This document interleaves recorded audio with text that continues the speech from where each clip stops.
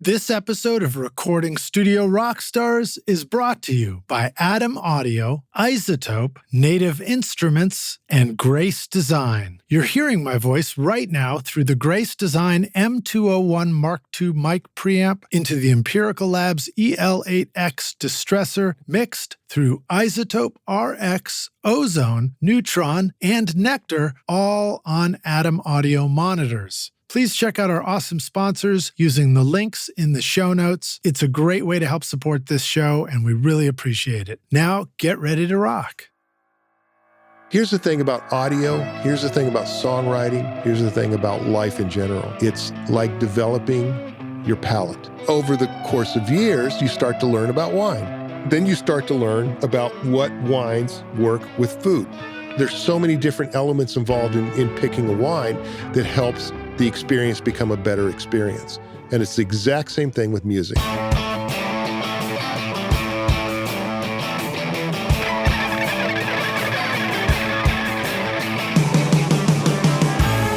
Welcome to Recording Studio Rockstars. I'm Lid Shaw, and this is the podcast created to help you become a rock star of the recording studio.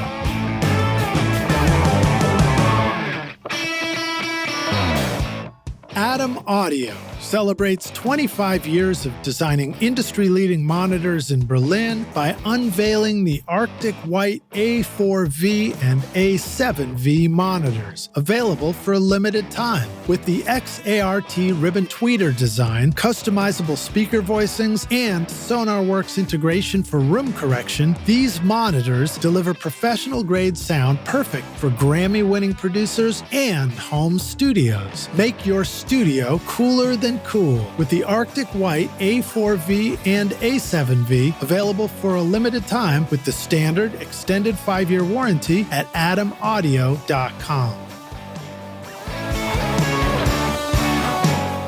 Are you struggling to make your mixes sound professional? If your tracks feel weak, distant, or lack punch and clarity, I've got the perfect solution. My free course, Mix Master Bundle. This course will teach you how to achieve pro-level mixes from your home studio using free and stock plugins in Pro Tools. But these techniques will work for you in any DAW, whether you use Logic, Cubase, PreSonus Studio One, Reaper, or another. If you're ready to make your best record ever, go to mixmasterbundle.com to get started now for free.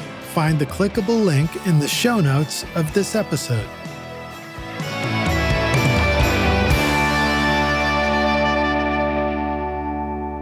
Howdy, rock stars.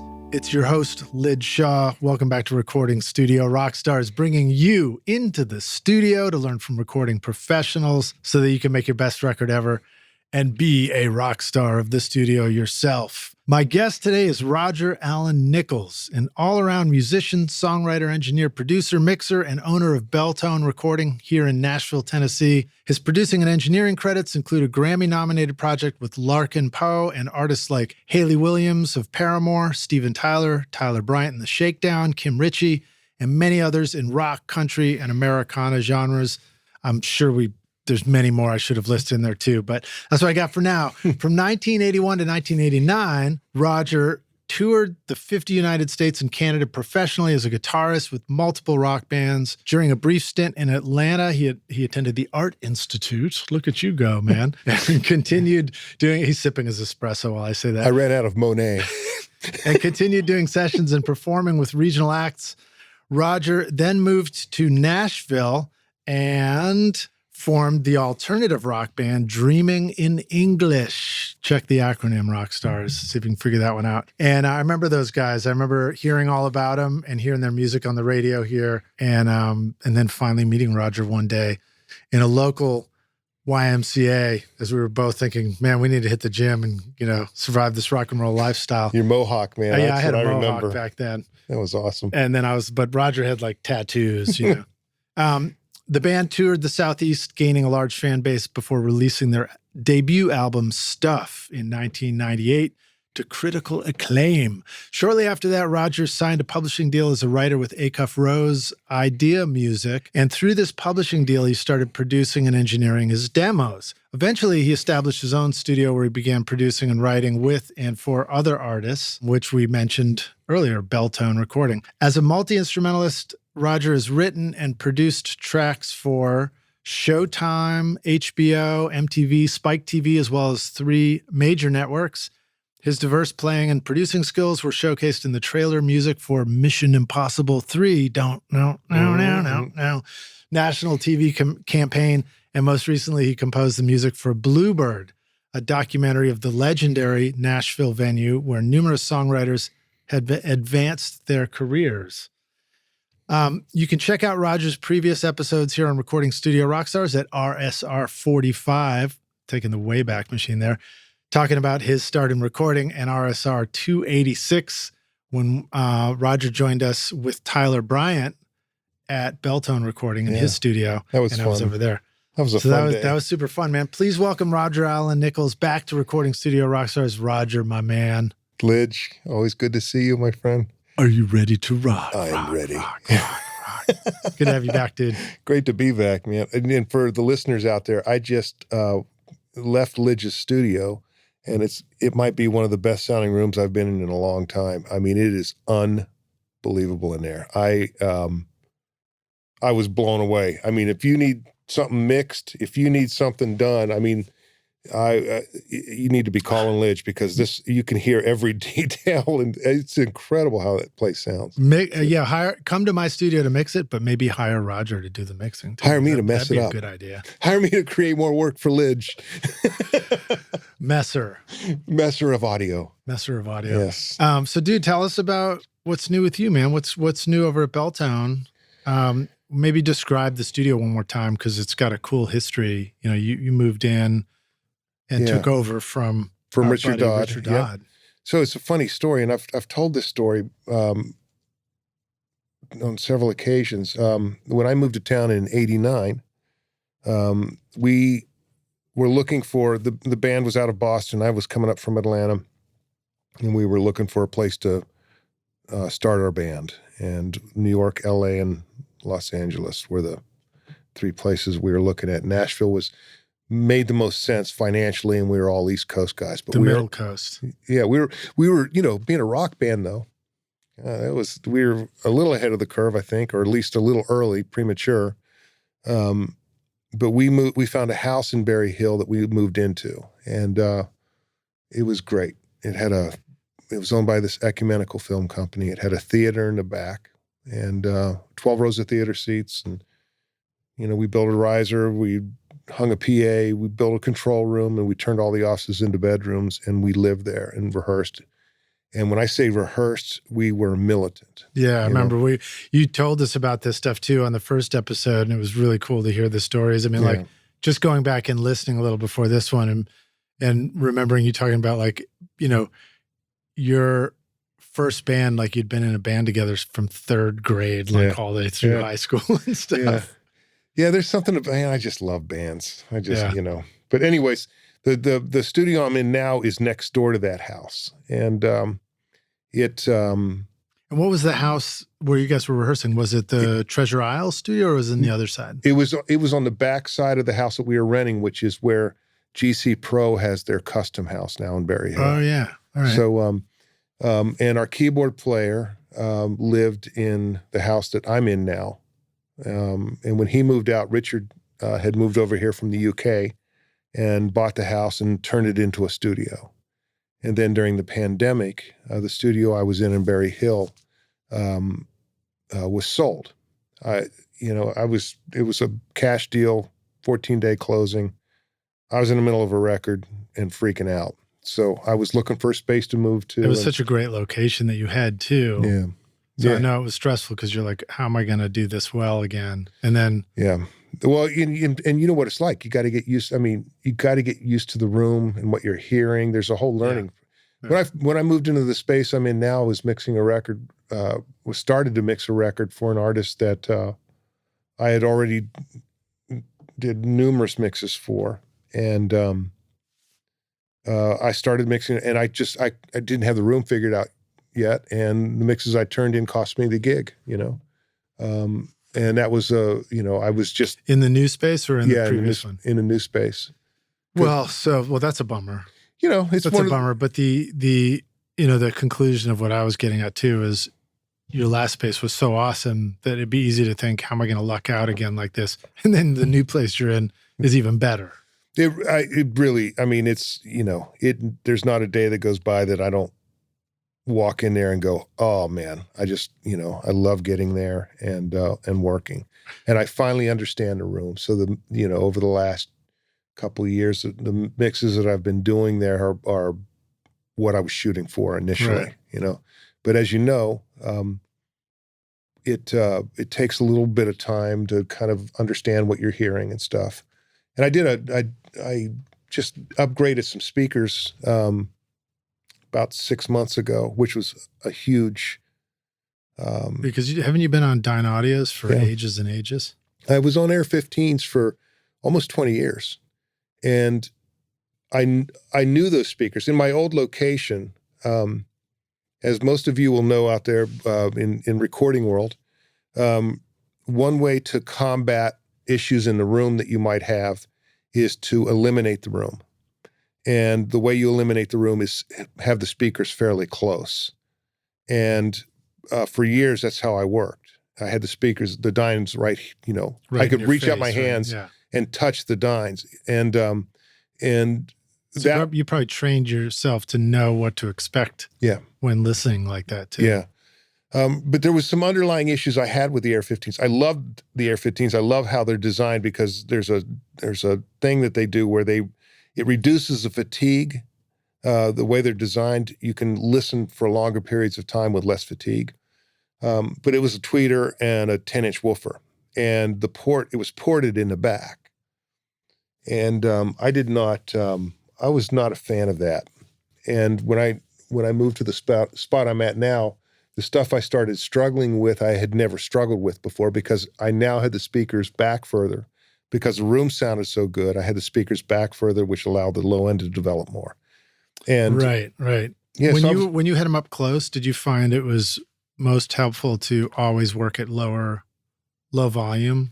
If I were intelligent, I would say yes, but I'm an idiot, so I get in there and get excited when I hear stuff, and I just crank it up until you feel it. Until my nose bleeds, It's just, it's it is a challenge. I mean, it's a tricky thing about doing rock music. I'm sure it's tricky if you're doing like huge bass music too, because you don't, especially because of that whole Fletcher Munson curve thing where you're not going to hear that big bass unless you've got it cranked. Yeah.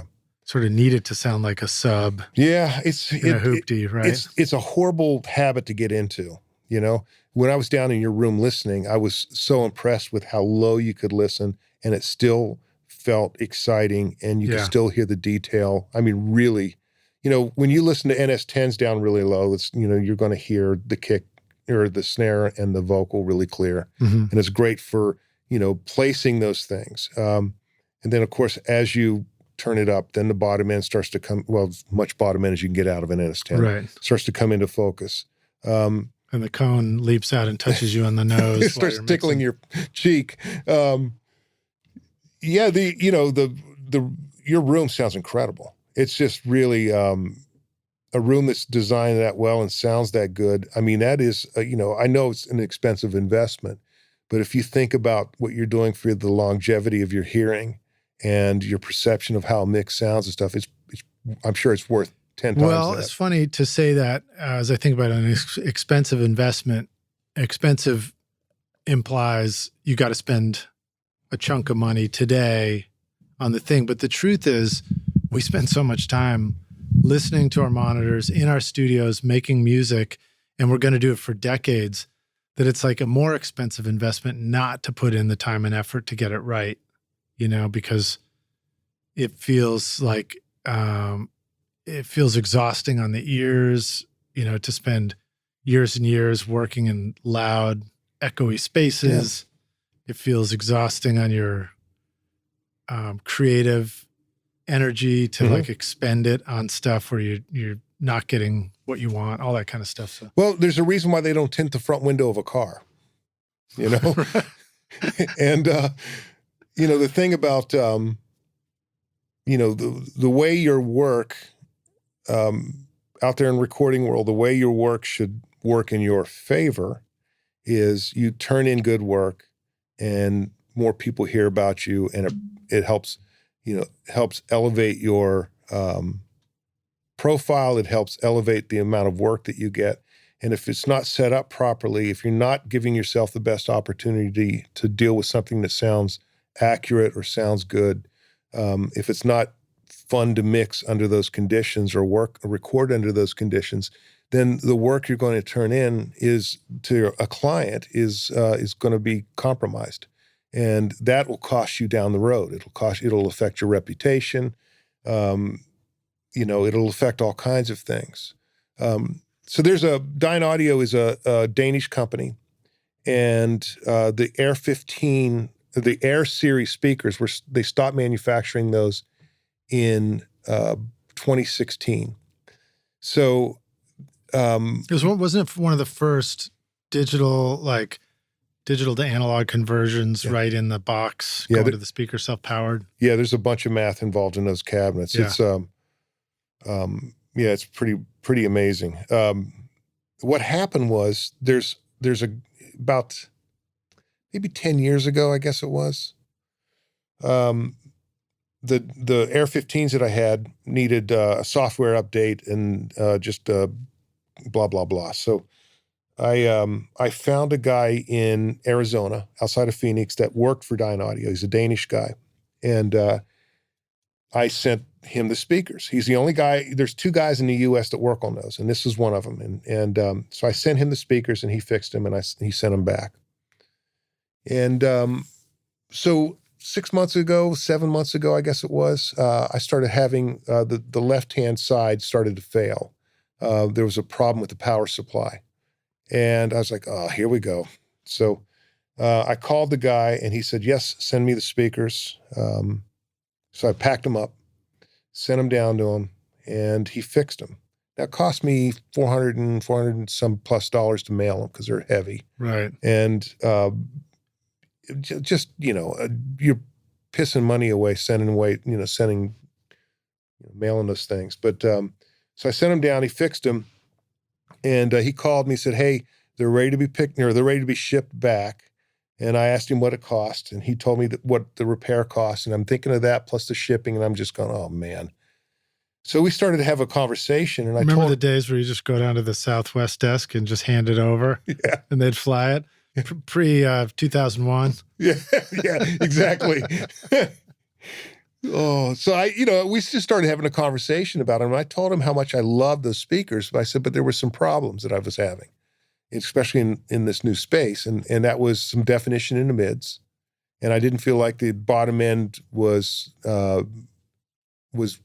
didn't feel like it would extended low enough, and I really grew to hate the rear port. So he says, well, what you really need are Dyne Air 20s, and I'm like, oh, well, tell me more. And he said it's just like the Air 15, has a 10-inch driver, it has I think a 3-inch mid and a tweeter, and it's front ported. So he said, he goes, these speakers were the last that they made. And he said, he goes, if you listen through these speakers, what you're telling me, he said, these speakers will resolve that issue. They go down to 31 hertz, I think, and they're front ported and blah, blah, blah. So he says, he said, they stopped making them in 2016, but I happen to have a pair here that I'm burning in right now.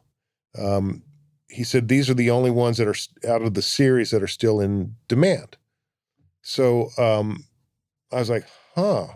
So how they sound a lot better than the 15s? Well, remarkably so, yeah. But nice. They sound enough like what I was listening to that I was, it wasn't a huge learning curve. Right, so that's a little bit of a testament to learning a brand, and hopefully if it's a good brand that you're working with, when they upgrade and go to the next thing, yeah, it's gonna feel familiar.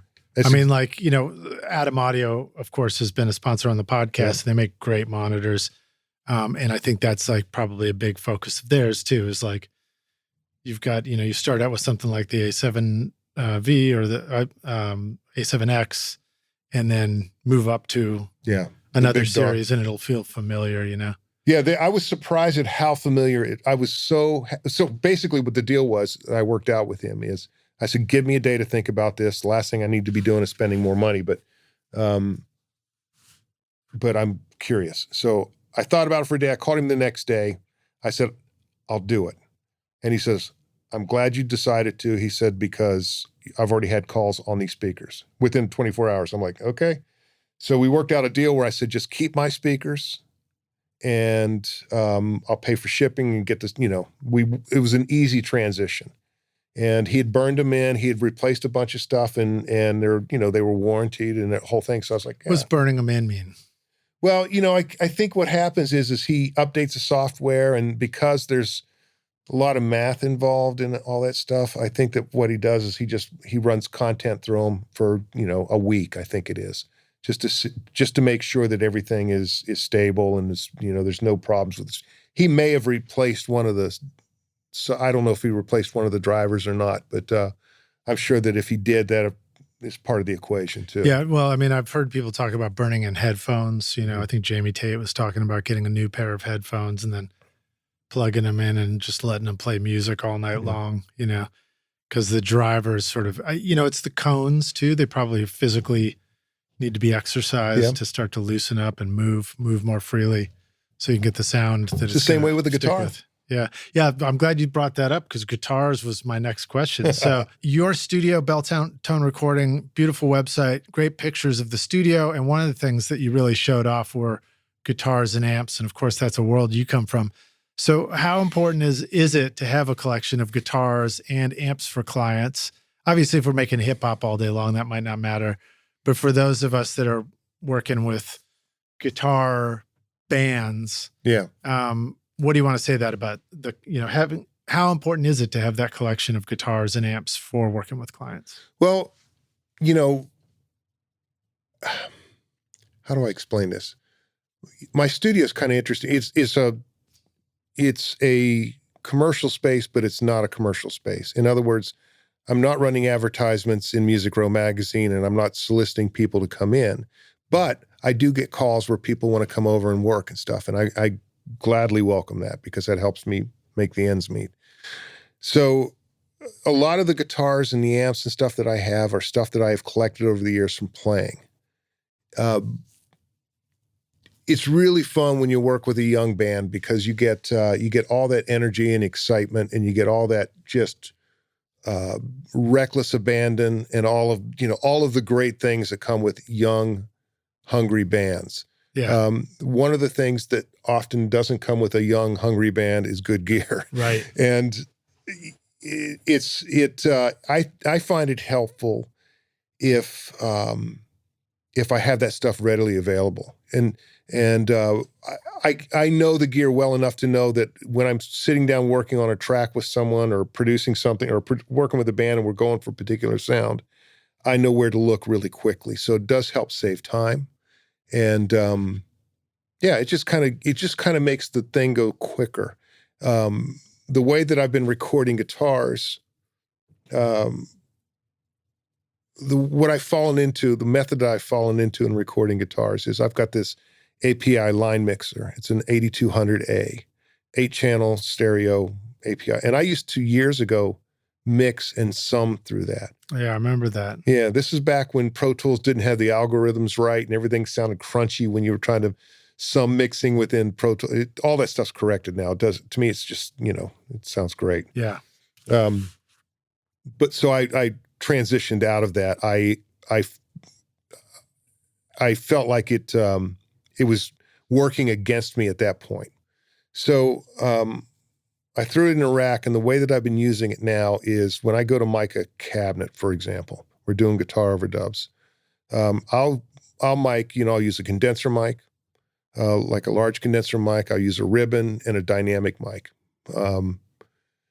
And I'll run those into individual pre's.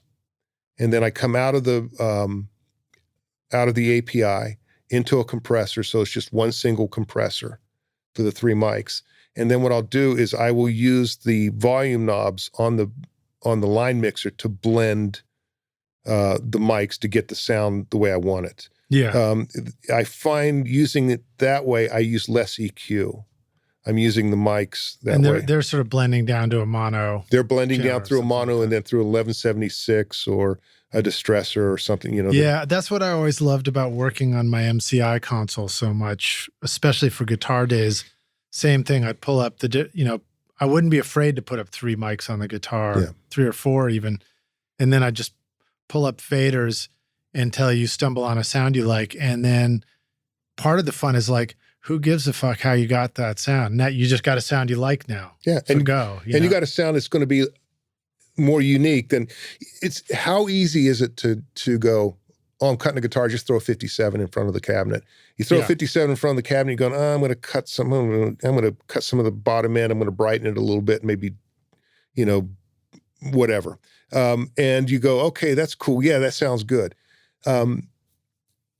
And when I'm working this way, I can go, oh, there's a 57. Yeah, that sounds great. Oh, the 414. Wow, the 414 sound. I didn't expect that, Yeah.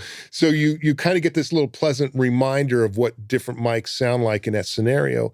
And it becomes more interesting, I think, when you're using that to kind of dial in the exact tone that you're looking for.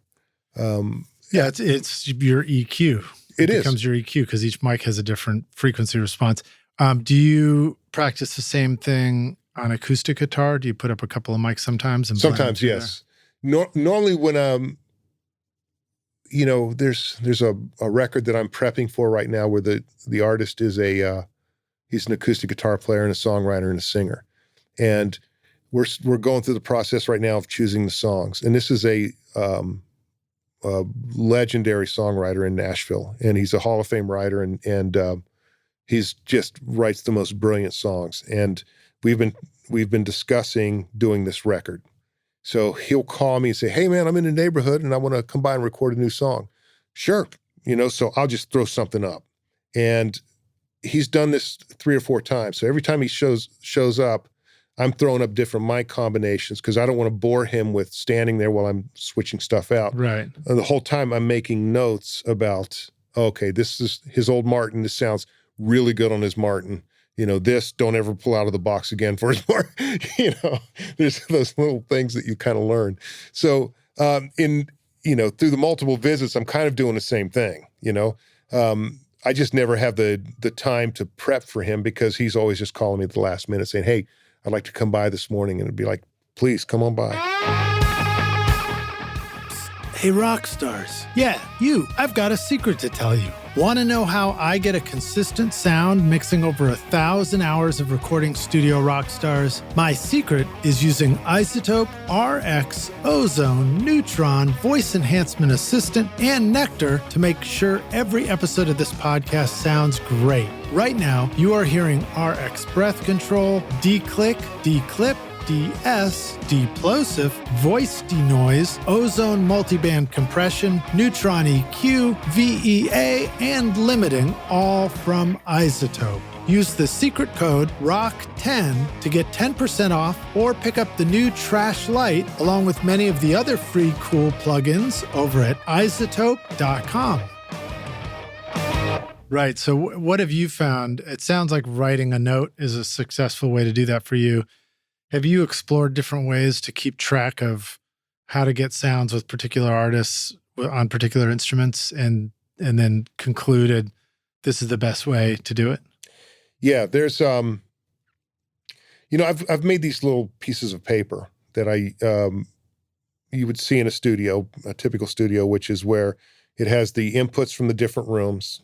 And then it has a slot for the instrument. It has a slot for the mic pre, the EQ, the compressor, and then what channel it goes into Pro Tools. So when I'm miking up a kit, for example, I'll put kick, on channel 1.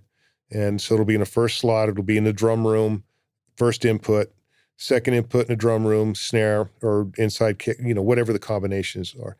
And then I keep all of those notes because everyone with guitar, with acoustic guitar, with drum, every instrument basically, no player sounds the same. Right. And when you're pursuing a sound, you're making quick decisions about what to use, or, oh, this is my go-to for this. Oh, it sounds horrible on this person. Don't use that again, you know? So I keep all these sheets, and then when I'm, like, if I've got a project coming up, I might review some stuff that I've done and go, yeah, that kick, I love that sound. How did I get that again? And I can look at my notes. And that kind of gives me maybe a planning procedure, and to take that initial step with the artist as far as trying to get the sounds. It really, man, it's, you know, for the years that you've been making records, it's like you don't really have time sometimes to audition stuff or to do what a lot of people say is, you know, what you should do is sometimes you just got to throw a mic up and go. Yeah. So it's interesting to think about the note taking on sessions and hear you describe it. My first reaction was, oh, you're not taking photos with your iPhone? Like, because I started doing that, and I find that very helpful, to just go out there and, you know, just take pictures of what mics are on things. But it just occurred to me that one of the reasons why your technique is so great and kind of beats the take pictures with your iPhones is because the truth is, on those sessions that go so fast, I don't even have time to get up out of the chair and go over and take the picture with the iPhone because I'm busy in the control room. Yeah.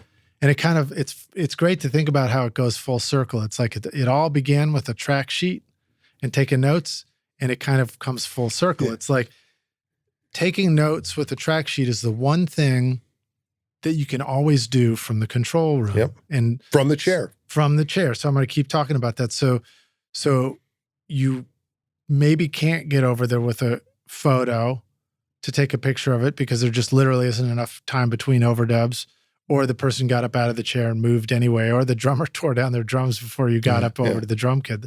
That's happened to me so many times. Yep. And even saying, well, why don't you just use the comments feature in Pro Tools? It just never really works for me. It's not the same.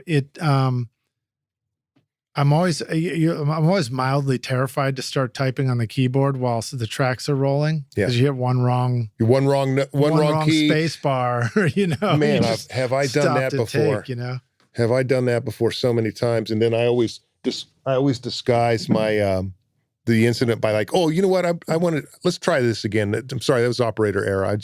I heard something that I always make up some excuse when that happens because it's a faux pas. And the other thing too to think about is you're sitting in a chair. So you're in a situation where you're positioned you're sitting where you're listening to something. So you're acclimated to your position and the sound, and you might be mid-conversation with one of the band members about something. And when you get out of the chair and leave the room, then the workflow stops. You interrupt the workflow. Right. And there's something really special about, I love those. One of my favorite things in the world is when you're in the hot seat and you're in pursuit and there's conversation happening and it's all coming together and there is, it's going down exactly, it's being recorded exactly as you hoped, or better, sometimes worse.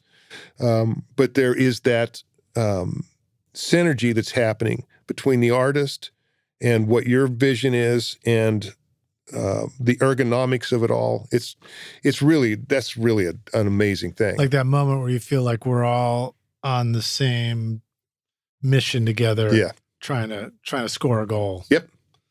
And you score the goal. You score the goal. Yeah. At least you think you did. Then the ref later tells you, no goal. No goal. Talk to us about your guitars a little bit more. So which get used the most on a session? Your Tele, your SG, your Les Paul? Again, it's dependent on what I'm going for sonic wise. I used to have a ton of guitars. I used to have a ton of them.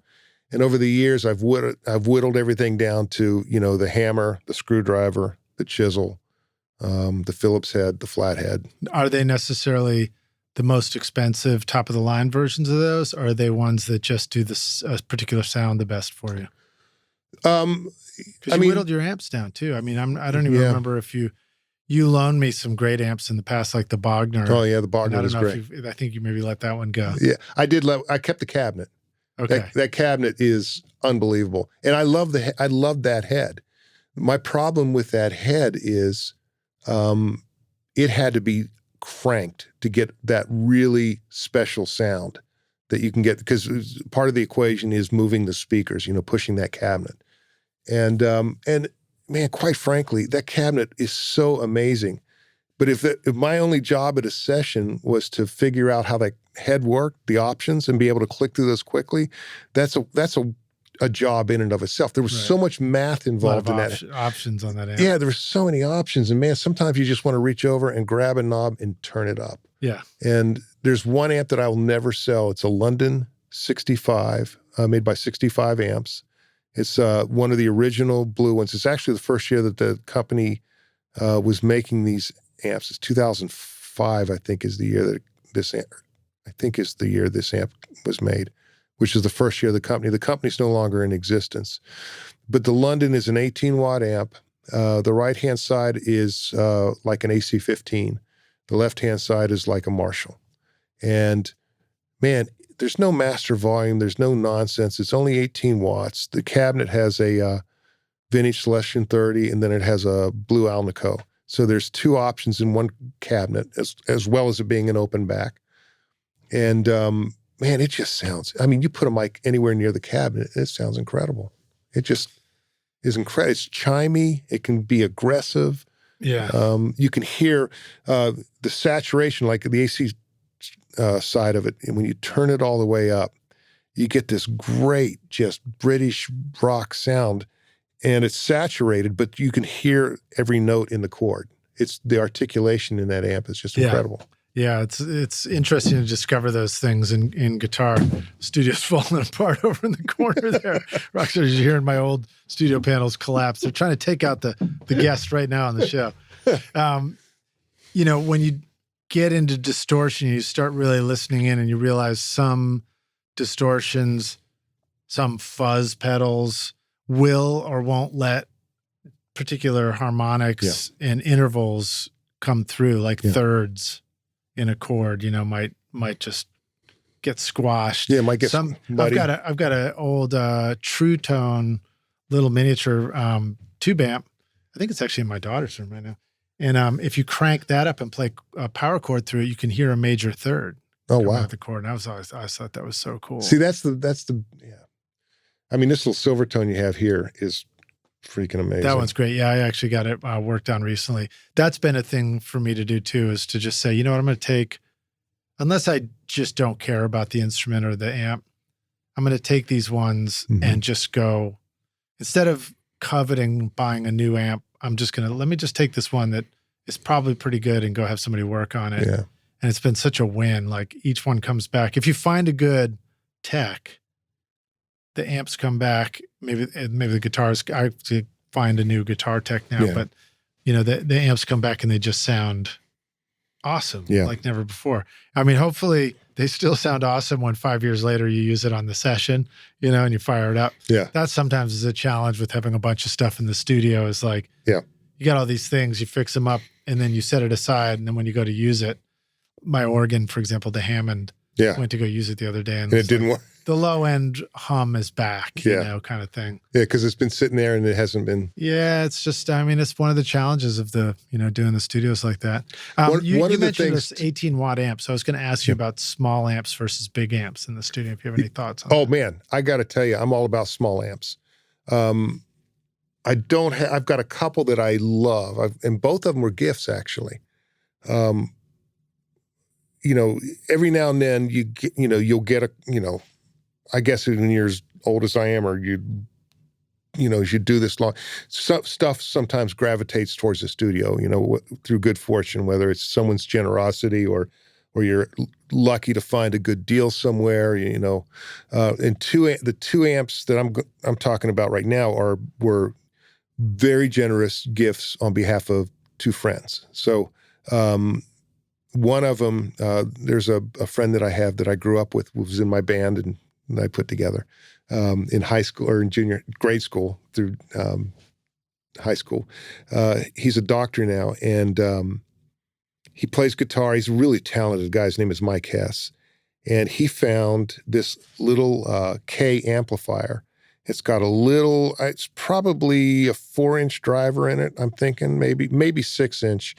And he found it. It was given to him. It's in pristine condition until, unfortunately, I was moving around the studio one day and kicked it and tore the grill cloth. Bummer. I know, bummed me out. But this thing sounds incredible. It's only a 1 watt. I mean, we can talk at this volume over top of it. It's like the perfect living room amp. Yeah. If you want to just sit around and noodle. Yeah. You can clean it up and it's very chimey, and then you can open it up all the way and it sounds like Jimmy Page. It is so badass. And so that's one amp I've used many times. And then there was a record, there's an artist named Frankie Ballard, and he was doing a record, and I was mixing tracks for him. And he called me one day and says, "Hey, I got a gift for you." And he comes by, and he brings, I was like, what? He brings me a 1957 Fender Vibrolux. And it is unbelievable.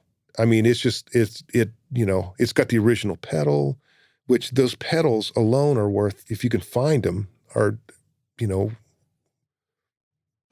really expensive, because Right. they're like these old antique-y looking on-off pedals that were made out of the corner of a Fender cabinet.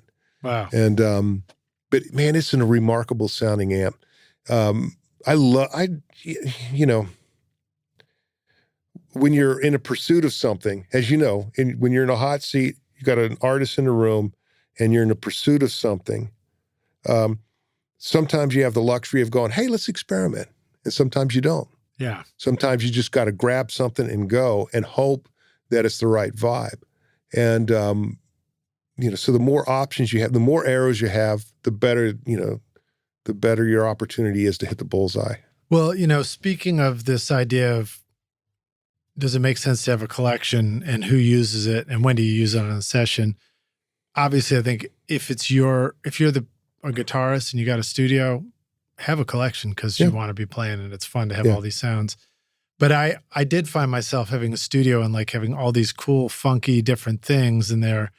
And then as I would do sessions with clients that were sort of professional leaning clients, I realized it's like, maybe my amps got used, maybe a pedal here and there. Yeah. But often, for the most part, they didn't get used at all, because if you're working with a professional, they're showing up with their gear, And so that was just an interesting learning lesson to remind us that, like, if we want to work with pro clients in our studio, like, our best things to collect might just be the mics and the pre's and stuff like that.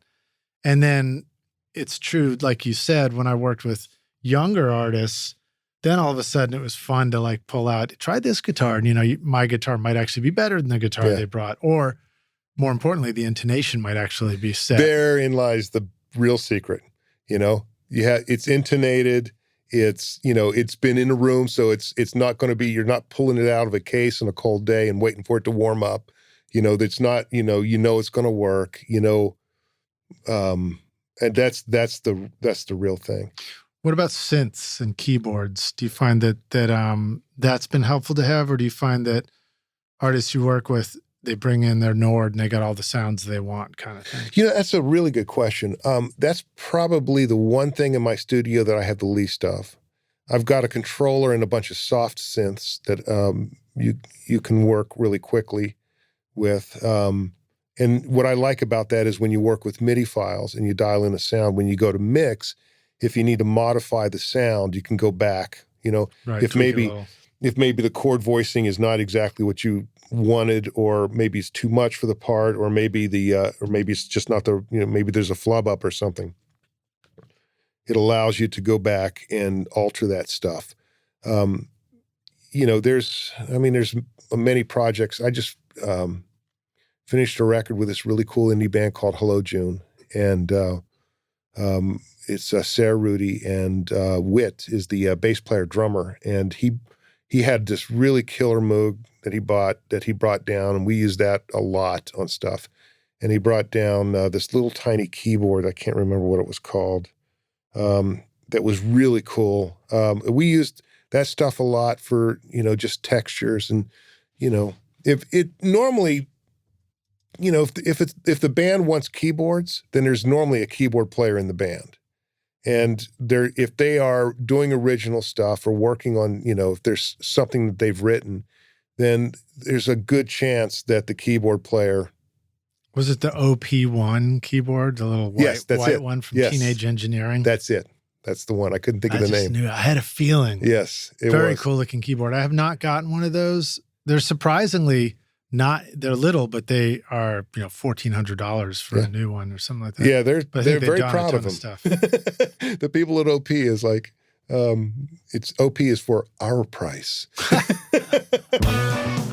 No matter what style of music you create, Native Instruments provides you all the instruments you need, from drums, loops, and beats to vintage and modern synthesizers, realistic strings, guitar amps, and futuristic synth pads. I really enjoy recording real bands in my studio, but then adding amazing overdubs from Contact, Massive X, Super 8, Battery, Guitar Rig, or Hybrid keys. Use the code ROCK10 to get 10% off or get complete start for free today with a bundle of 2,000 sounds and 6 gigs of samples at nativeinstruments.com.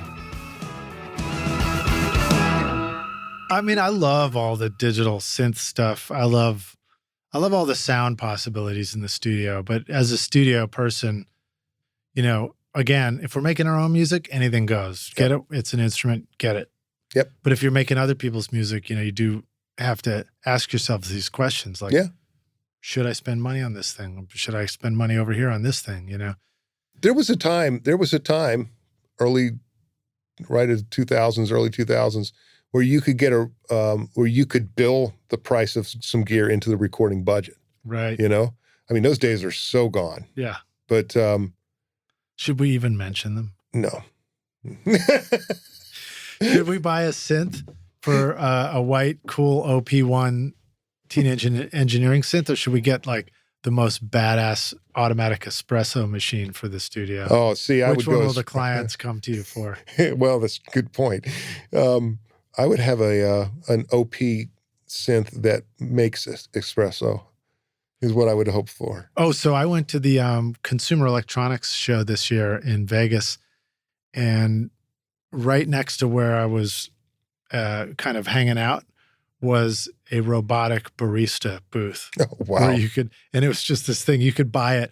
If you had the money and wanted to spend, like 50 to 70K, you could buy an all-in-one kiosk with a robot arm and all the coffee making, implements, and stick it in a mall somewhere and, and hire somebody to monitor the thing and just make sure the power's, the cord's plugged into the wall.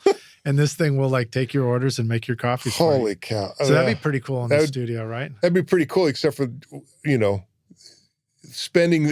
I just think about what budgets are like now and just how small they are. It's just, and an expense like that would be definitely something. If you had 70K right now, what would you spend it on for your studio? What's the first thing that comes to mind? I would spend it on a Roth IRA. Good thinking. No, I would, if I had 70 grand. They won't let you put that much in a year. Sorry. Yeah, that's true. That's true. I'd have to figure out some way to diversify. But no, if I had 70 grand to spend, I think I would just buy a bunch of really interesting mics. I'm a little, it's funny, during the pandemic especially, the gear prices went way up. Mm-hmm. Did you notice that? It was really crazy. Yeah, because everybody was buying stuff for gear. Studios. And there were supply chain issues and stuff. So there's a thing on Reverb. If you buy a piece of gear on Reverb, there's a little thing that lets you tag your purchase and keep track of the purchases that you've made. And you can go back and visit that page, visit that link in Reverb, and it will tell you if your gear has appreciated or declined in value.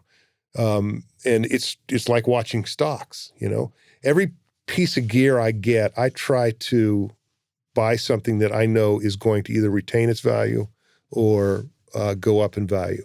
Really, even that headphone extension cable? Even the Mogami artisanal free range headphone extension artisanal. cable. So yes, no, yeah. I mean, there's obviously stuff you're going to piss away money on. Cabling is, having a studio is not cheap. I only buy free range plugins. free full range plugins. Yeah, free full range plugins. Okay, cool, man. Well, I'm right now I'm staring at a synthesizer on my computer screen here. So let me switch over to this. I've been getting excited about guitars again. I'm playing more. So I started hunting around for a Tele, thinking like, oh, what can I find? I went go play Telecasters for 2 hours straight at Sam Ash. And I was like, boy, I love this place. There's nobody here. It's just me. I can turn up this amp. But one of the things that I started wondering about was, there are companies, some of these brands make guitars, like the cheaper model is pretty good physically, Mm-hmm. And sometimes you can consider getting a cheaper one and then just like begin upgrading the components on it, like swap out the pickups, I'm in the process of doing that now. Talk about that, because I bet you got experience in that. Have you found that can be an effective way to level up your guitar quality in your studio? Well, here's the thing about guitars. Guitars are uniquely personal. We're attracted to them by their shape, their color, by our favorite player maybe playing one. There's things that draw us to a guitar, but they all sound different. And you can spend a lot of money on a really nice guitar and it sound like shit. Mm-hmm. It's just one of those possibilities. Mm-hmm. So there's a couple of instruments that I've bought recently that have, I bought out of boredom. I bought a Dan Electro baritone. Now I had a baritone. Such a Nashville purchase too. Oh, let me tell you something, man. It's funny. You drop the tuning a fourth and play cowboy chords on it. It's a whole different ball game. They put the tremolo on. You got to put the tremolo on, right? Wow, wow, wow, wow, wow. Man, it's so exciting. As soon as I got that Dano, I don't know how many songs I wrote just on the Dano. I mean, just because I was so inspired by, it's funny when you sit down at a piano and you play a D, let's say a D C minor, saddest of all keys. A D minor, the saddest. If you play a C note and then right beside it play the D, right beside it. If you got a C note, leave the studio, close up shop, and go have some fun for the rest of the night. Go get a beer. Go get a beer. Sorry, go ahead. No, if you play those two notes side by side, it's dissonant. Right. But if you played the C and then you went down an octave and played the D, it's pleasing. Right? Because it's got enough space between them. Enough space between them and stuff. And it's so the way that we hear those things affects how we use them. And it's the same with a baritone. The baritone, is tuned down a fourth. So when you go through some of your fundamental chords, they just ring differently. And if you're a singer, for example, and you're used to maybe singing just at the top of your range, with a baritone guitar, you can drop your range by a fourth and have more room to express yourself. So it's a very inspiring instrument to play. You're by dropping the guitar tuning down a little bit, you're kind of moving the voicing of the guitar chords down lower out of the register of your lead vocal. Right. Too. And it allows you to, if you have a limited range and your melodies always kind of tend to go between, a certain amount of notes, that drop in the fourth opens that range up and allows you to hear things differently. Right, now you can be the Crash Test Dummies. Oh man, I forgot about that guy. The only quote I know, she had birthmarks all over her body. That's the only I forgot about that guy, man. Where's he now? Would you like fries with that order? There you go. That stuff's fun. And it's, again, the process of learning about voicings and production and so much stuff that makes a record sound better has nothing to do with spending any money at all. No. It's like, it's great to get a fancy mic, but just putting the right sound in front of a cheap mic is going to make a lot more difference. Oh yeah. It's great to get plugins that do incredible mixing stunts, but just arranging your song well is going to take you a lot further. Yeah. You know, I was way more creative when I had less options. And I think that anyone out there in recording world, if you're accumulating gear and plugins and all this other bullshit, it's not going to improve your writing. It's not going to improve the song you write. It's not going to improve anything. It's going to give you options and colors and things to work with and maybe sound different. But at the end of the day, you know, if you're sitting there with option overload, you're thinking about things that are not based on the song and what the important stuff is. Obviously, there's a shift you make. You know, you write a song, you record a song. So there is that transition, but I really do feel like it's easy. Option overload sometimes can kill the creativity. Absolutely. Just to be devil's advocate, I will say when you buy those plugins, it does improve your mood for a moment when you buy it. Does. You're like, that was fun. Cool. I can't wait to check that out. But I will also suggest that it is fun to get plugins that are part of our engineering palette of colors that are things we use in the mix because we'll try them out and stuff like that. But I guess this is similar, really.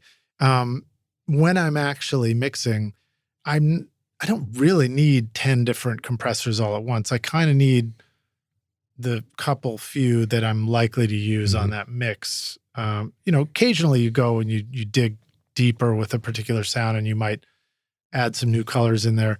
But it is fun to have those ones and decide, like, you know, for this one, I'm using, you know, my 1176 plugins. And for this one, I'm using my distressor plugins or my SSL. I use the SSL one a lot now that I've got the controllers. Those are great. Yeah. But when I think about it in context of instruments, I would say you 100% have permission to get any new instrument you want, because every time you have the new instrument, it inspires you a little bit to make a song. If you don't give yourself the moment to play with it and get inspired with it, then you're wasting your time potentially. Yeah. The other two instruments that I bought in the last 8 months or so one was the baritone, and then the other two were there's a guy here in town that makes rubber bridge guitars. So you're telling me about that. Keep going. So What's a rubber bridge guitar? So he takes these old like Stellas and Silvertones, these short scale acoustics, normally cheap guitars made in the late 60s or, you know, late 50s through the 60s, early 70s. So early 70s, they started kind of phasing them out a little bit. Normally they're like Silvertones you see and that kind of thing. And they've got a little trapeze tailpiece and stuff. And what this guy does is he takes the top off of them, he redoes the bracing, and then he puts a Hot Rails double coil Hot Rails pickup. And the one that I have, it's wired direct to the output. There's no volume or knob or anything.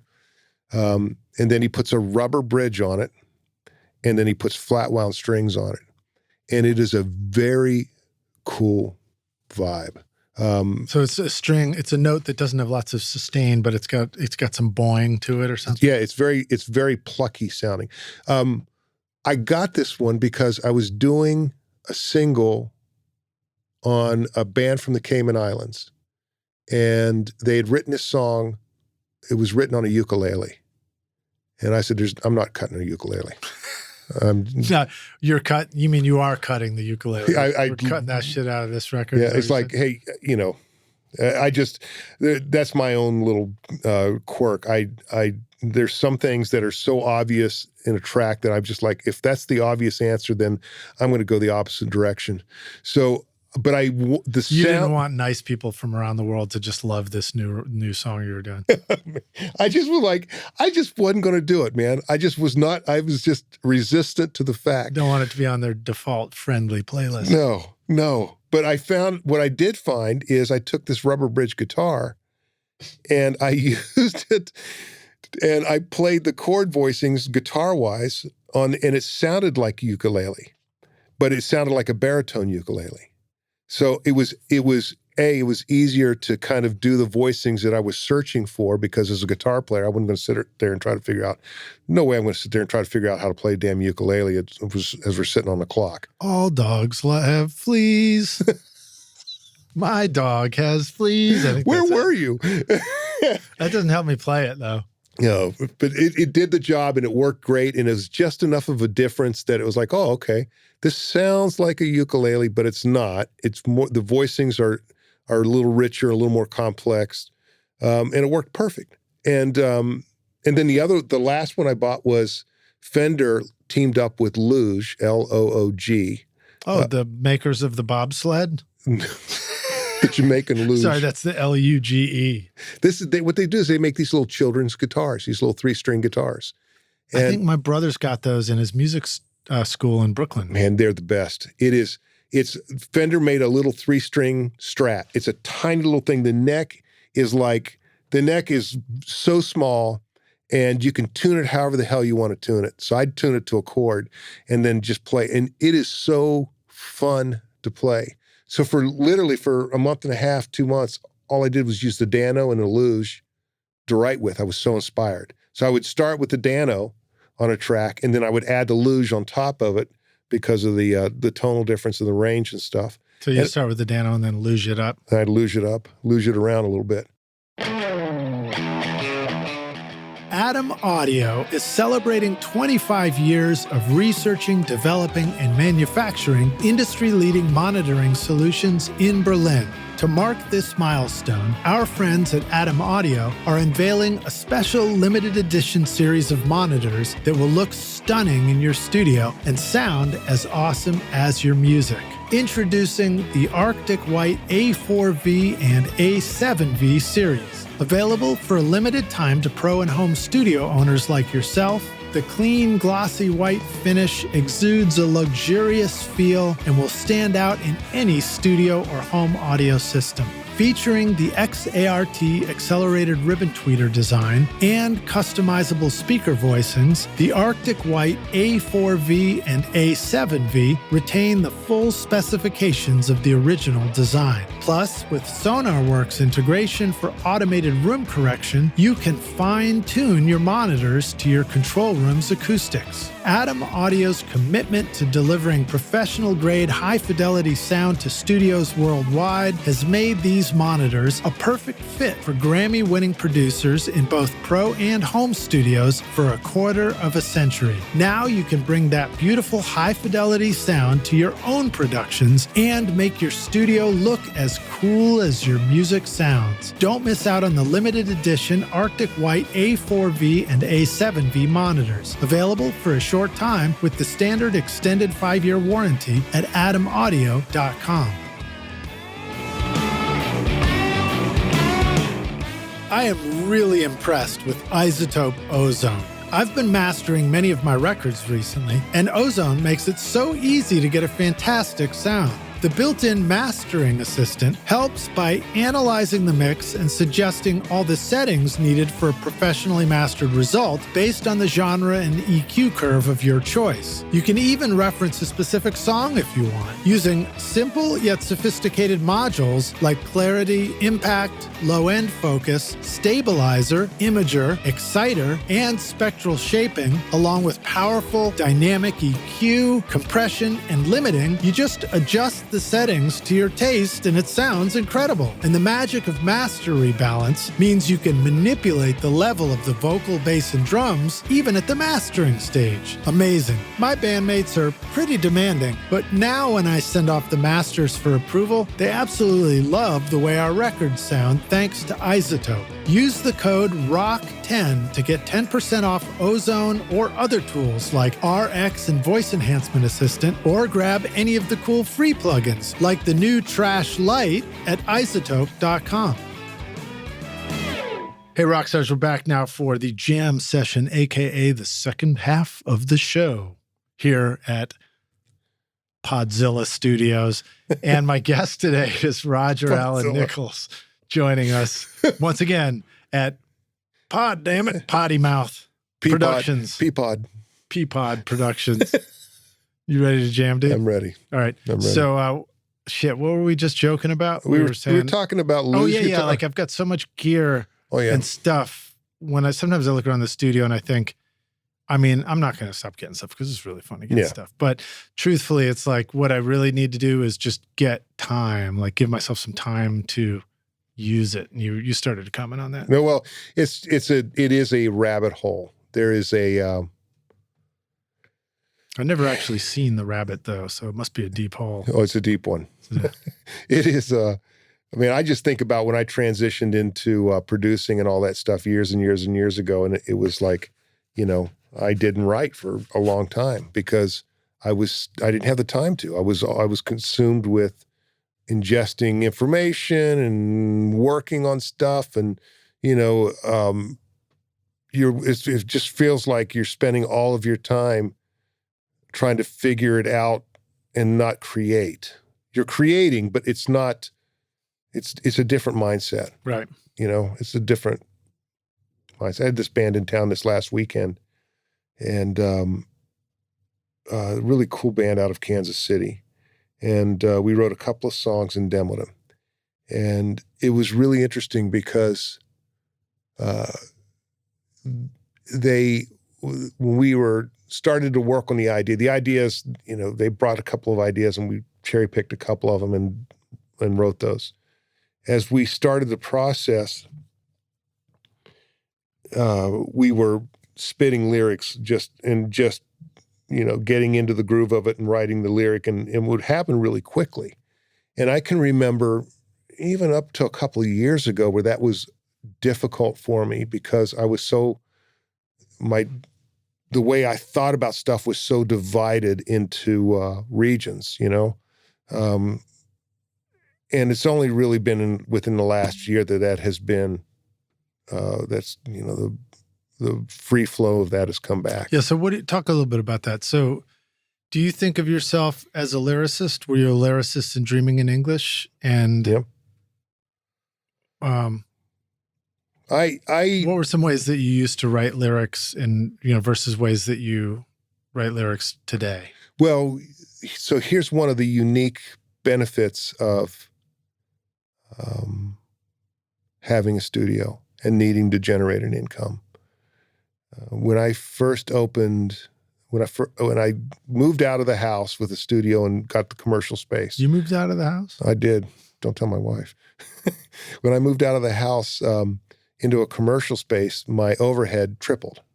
Right. So, you got to bring, there's some work that you would have to take on that you necessarily wouldn't pursue, but you're glad, you welcome it as it comes through the door. And one of the things that I did for a long time was cut demos for songwriters and cut demos and mix demos for publishing companies. Right. So you're hearing, every day I would be hearing, Hall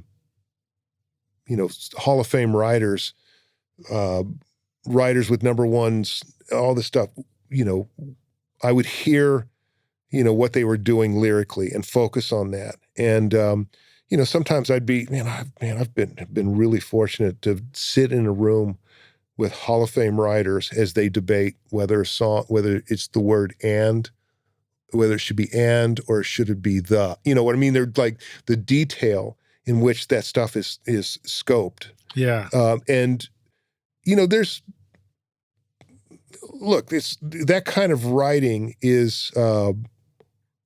writing I think follows the line of work when you're pitching songs to artists, because you've got to write a song that's bulletproof.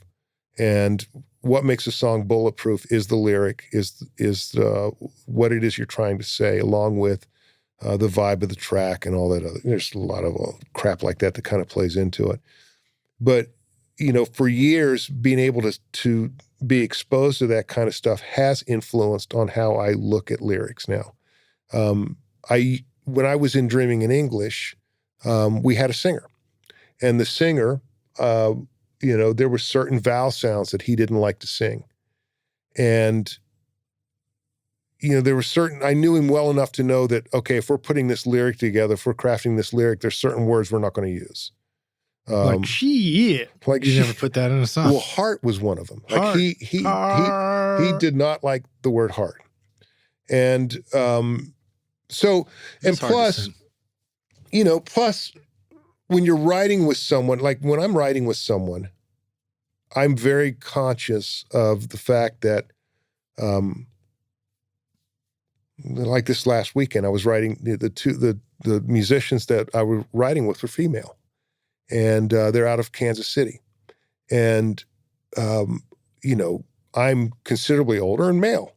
So when I would present ideas to them, I had to make sure that I just presented enough to kind of get the idea rolling and then pay close attention to how they wanted to have it framed, because they were coming from a completely different perspective than I was, and they're the ones that have to sing it. So there are certain hills that you die on and certain ones you don't die on. The one I will never die on is the perspective that the artist wants to represent. You got to pay attention to that. If you want the artist to cut the song, you can't just go, here's the song, sing it this way, unless that's what you are, unless you're that kind of talent. There are a lot of artists out there that are just singers, that are not, writers. So there's, am I a lyricist? Yes, I am a lyricist. And I'm pretty ferocious about some things. Do you write lyrics starting with yourself, or do you find that you mostly would be jumping in to write lyrics with somebody else who's already got an idea started? Well, it's funny. And now you're helping craft the lyrics. Yeah, it's funny. I mean, I've got notes of, like, I'll have song ideas. I've got so many song ideas and little hooks and little parts that I know that I can pull from if I need it. But I don't sit down and write stuff. I don't. Right. I mean, there's no purpose. I'm not going to go out and sing it. I'm not going to, so I'm not going to complete a thought. Right. But what I do when I sit down with an artist is pay very close attention to. There are things that you got to pay attention to when you're writing a song. Right. And we've talked about these, I think, on some of the other podcasts that you and I have done together. All 50 of them. All 55. Yeah. The prosody. There's the vibe of the song. There's one song that we were writing this weekend where the artist was like, yeah, this feels, when we came up with this riff and this idea, we were in this location, and this is kind of how the location influenced the riff. And they were out in the desert and they were doing this trip. And so we talked about that. And then all of a sudden it was just like, okay, well, here it comes. Boom, boom, boom, boom, boom, boom. You start to think about the vibe of it and stuff, and then the story comes into focus. And with that, comes the lyrics, So you're like, I don't know if you should rhyme I Gotta Pee with Joshua Tree, but if that's what you guys were feeling on that trip, might work. Your wife also is responsible for a magnificent place here called the Bluebird. Yeah. Which is home to many, many of the greatest writers. And, people will go and perform there. So do you feel like you've been exposed to, you talked about doing demos with writers. Has that been a pretty amazing experience to just be exposed to all these top writers? Oh, yeah. In Nashville, and even seeing them at the show? Yeah. And at shows at the Bluebird? Yes, it is. Every now and then, about, probably 2 or 3 times a month, Erica will call me and say, there's a show tonight you need to come and see. And that's how the conversation will start. And I'll say, I'm tired. I've been sitting in front of and she'll go, you need to come and see this. When she says that to me, I know that it's something that I need. And it never fails. I'll go see a show and I might kick and scream all the way there, but I will sit there and go, holy shit, and walk away inspired and curious. And it's a lot of people, and we're sitting in Nashville and we're talking about stuff. And I know out there in the rock star recording world, there's a majority of people that probably will listen to this and go, oh, they're talking about country songs. That's not what I'm talking about. I'm talking about a great song. And a great song is not a country song or a rock song. A great song is a song that conveys a message, a point, a feeling, and does it in a way that makes you want to listen to it again. It doesn't mean you wear a cowboy hat or, wear Wrangler jeans and drive a 4x4. It's just, a great song. And that's part of the hump that I had to get over when I first moved to town. Oh, well, I play rock. I don't listen to country, And I was pretty opinionated about that stuff. And it wasn't until I really started getting out of the way of my own opinion. And well, you had to be a little bit more protective of it back in, late Yes. 80s into the 90s. I mean, I guess 80s, I wasn't here yet, but that was the chapter of Jason and the Scorchers just beginning to break all those rules too. Yeah. And even if you went before that, I mean, I feel like the early 70s country was already doing some cool rule bending. Yeah, it was funny because when I came to town and Jason and the Scorchers and there's Royal Court of China, there was all these, really cool bands. Some of them, like Jason and the Scorchers, I didn't really appreciate. It took me a while because I always thought it was just country. Yeah. I remember. But apparently it was pretty wild, unbridled country, right? It was. I was young and had an opinion that wasn't necessarily educated. Was very narrow-minded. So I had to learn to embrace. I had to learn to be curious. I think at any point, whether you're an engineer, producer, a musician, a songwriter, at the point that you stop being curious, at the point that you stop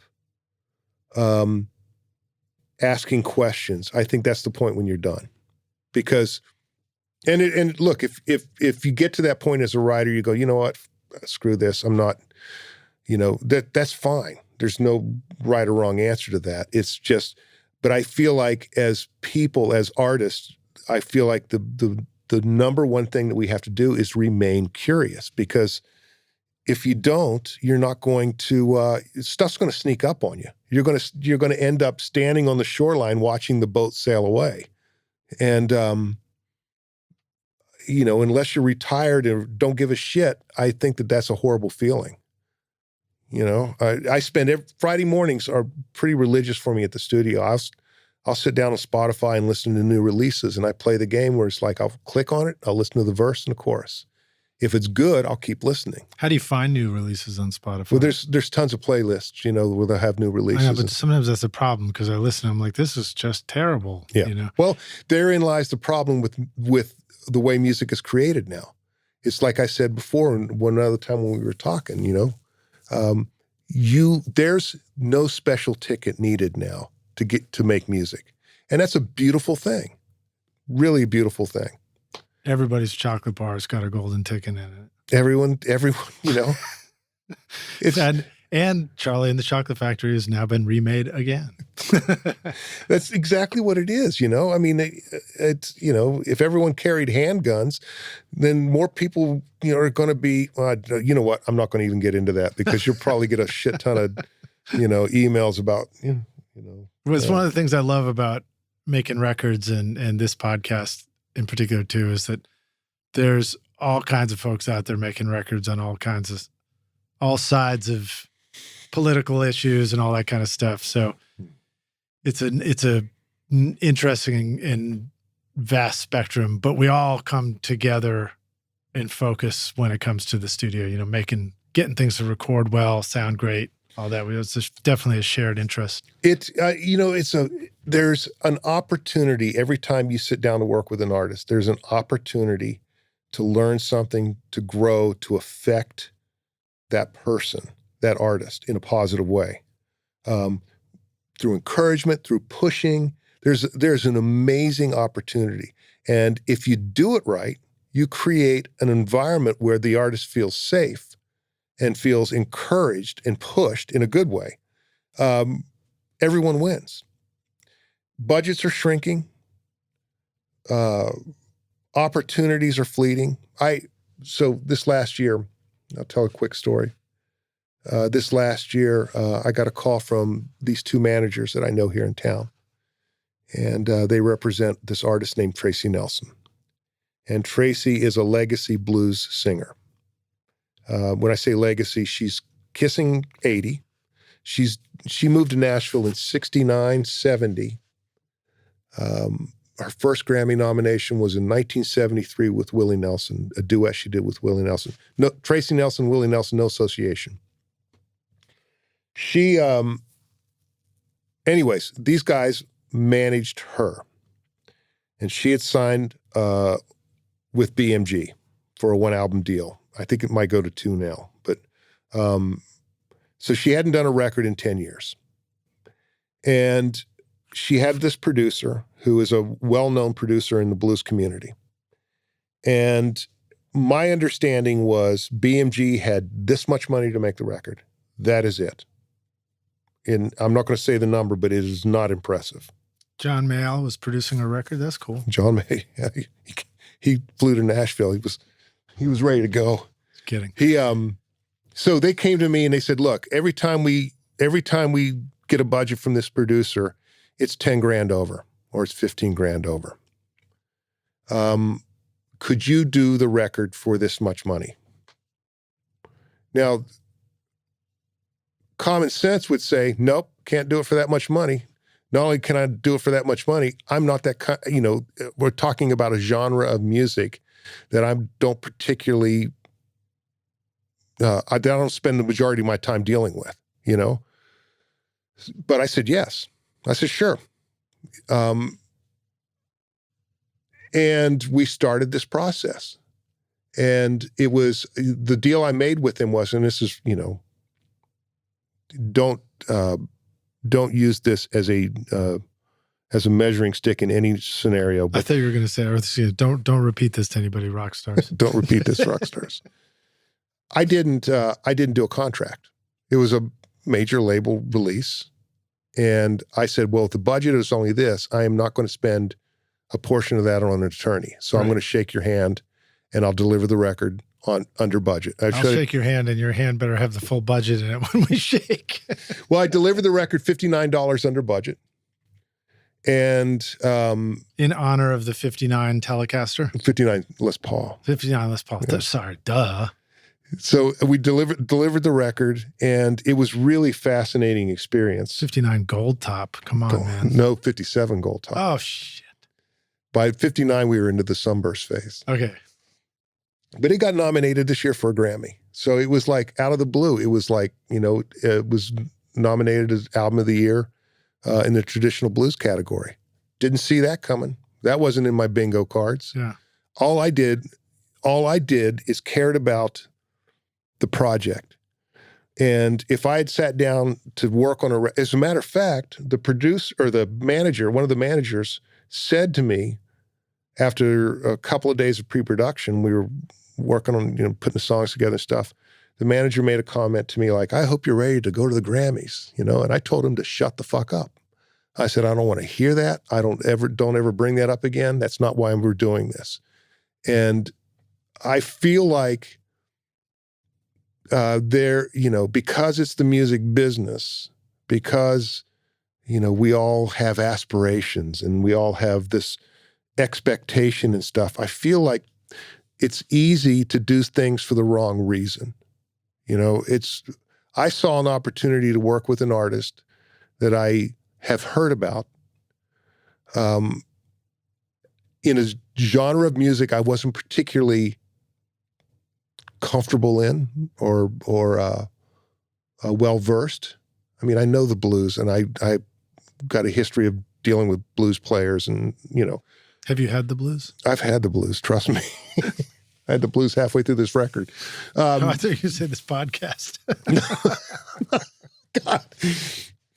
But it was, we started this journey, and the part of the deal that I made with them is I shook their hand. I said, no signed agreement. I'll just give you my word. I'll do the record for the budget. And I said, but I have got to be able to work on other projects and intertwine them, because this project will, we're not going to be able to get it done for the budget in a short time. And we're going to have to drag this out.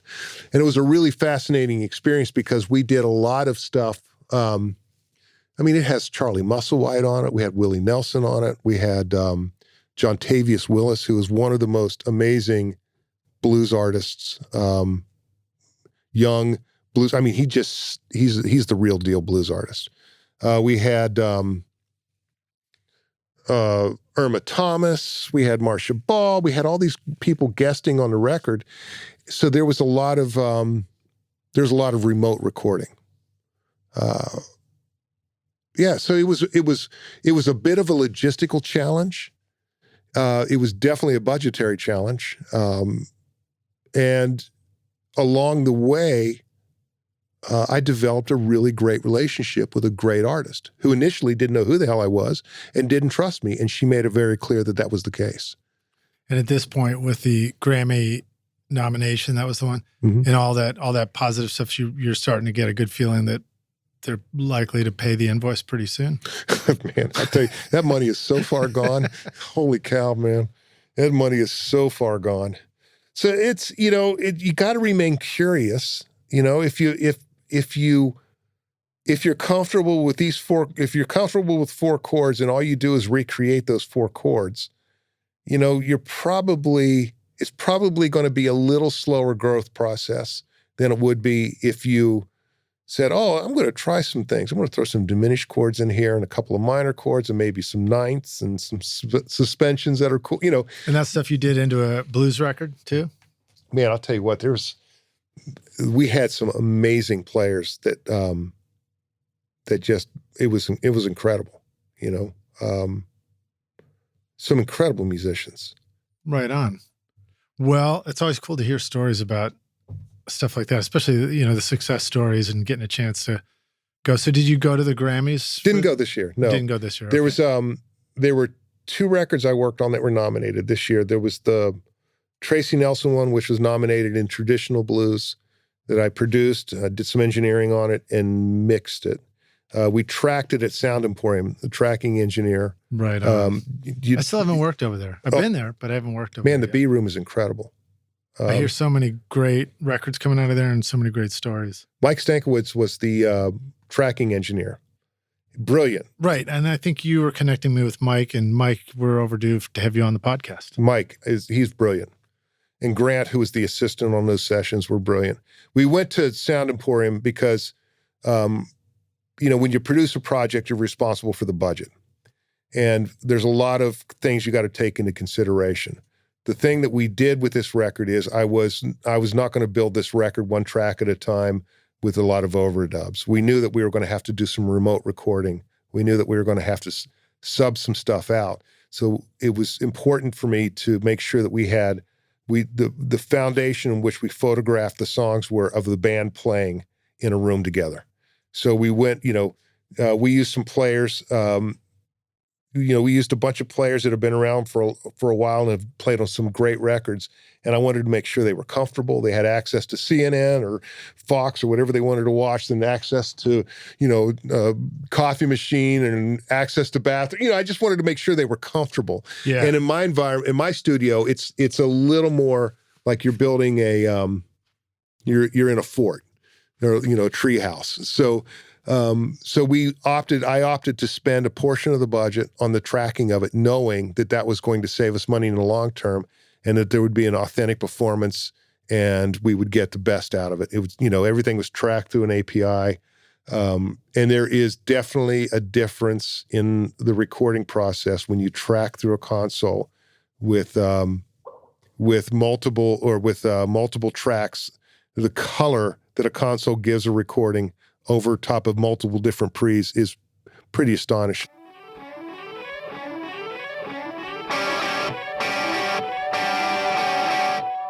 What do songwriters, music producers, DJs, EDM artists, TV and film composers all have in common with you and me? We all need amazing sounds that instantly elevate our music to the desired style. That's why Native Instruments is your ultimate toolkit, offering a massive library of sounds for your studio. Whether you're into hip-hop, indie pop, classic rock, meditation music, dance beats, or orchestral arrangements, the Native Instruments Complete Bundle has it all. From drums, loops, and beats to synths, realistic strings, vintage bass, guitars, and keys, it's a comprehensive collection. I love recording real bands in my studio, but then enhancing the tracks with drum samples, synths, and futuristic keys from battery, contact, Massive X, guitar rig, and hybrid keys, for example. It's a surefire way to make your productions sound modern and unique.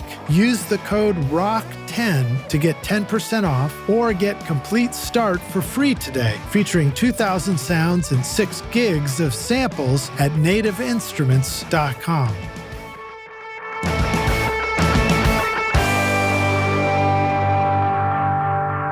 Yeah, it's interesting. So I don't have a console that I'm using regularly in the studio, although I do have the Big 6 from SSL, which is great. But I have a lot of the Spectra 1964 STX mic pre's, and I've noticed that I still get that same kind of console feeling, like the stuff I was playing for you, that feels like a band playing in the room. There's a quality to it about it playing together in a space through the same mic pre's that still gives it that kind of console vibe to me, which is pretty hip. What I love about pre's, my studio is all pre-based, and what I love about it is, I've got certain pre's that I use on certain things, and I bought those pre's for that reason. And, they're not all the same, and they're not all the same for a reason, but I have figured out how to kind of gel all that stuff together, and it's about, it's more performance-based than it is, but I can definitely hear, like, when I got back to the studio and started listening to these tracks, I was going, oh man, something about cutting through a console. There's definitely a difference. It's just, to me, consoles at this point are less meaningful in the way we're making music now. Let's talk about choosing mic pre's for your studio. Mm-hmm. What do you find useful in a mic pre right now in the studio? Like, you're in a studio situation where you maybe get one or two of a particular mic pre so that you can record or overdub with it. What are the elements of a mic pre choice that you think can be helpful to the rock stars if they're trying to figure out what should I get? Well, each pre has a different color. I always think of a Neve as like driving a big Cadillac, and you turn the wheel and it's slow to move, but it's like just so fun to ride, and it's fat and it hugs the road. You can hear the cloud. It's like, man, it's like this thing, and I think of an API as like driving a BMW. It's a little quicker, a little snappier. Tighter steering suspension. Yes. It just has this thing about it, and then I've got some pre's that are like, I've got some great River stuff, which are Neve knocks off, and I've got a Phoenix Audio thing. I've got pieces of gear that are close to those two food groups, Neve and API. And then I have the Telefunkens for vocals, which are always just, every time I'll steer away, maybe use a 1073 on a vocal, which sounds incredible. But when I go back to the V72, you just go, oh, wow. It's just has this thing. Yeah. What about EQ?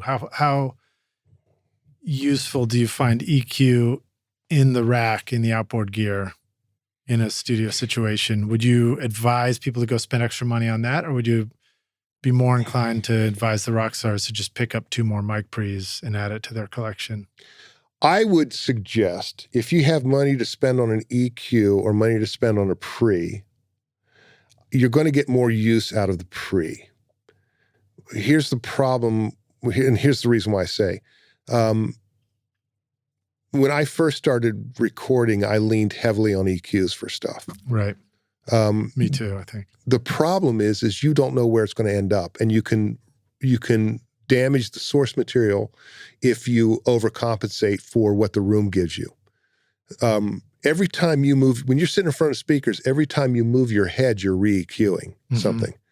And so it's hard to make a decision based upon, if you're building a track, it's like, and you start with an acoustic guitar, and it's like, oh man, that acoustic, I want to make it brighter, but then you start piling other stuff on and making it brighter. The longer you're working, the longer you're sitting in front of the speakers, the more brighter you're going to make things, because your ears start to be desensitized. I always feel like I always feel like it's safest to just to get the sound in at a great level with cool color, and then use positioning on the mics to brighten it up or to kind of get things, don't make the EQ choices without knowing what the photograph's going to be.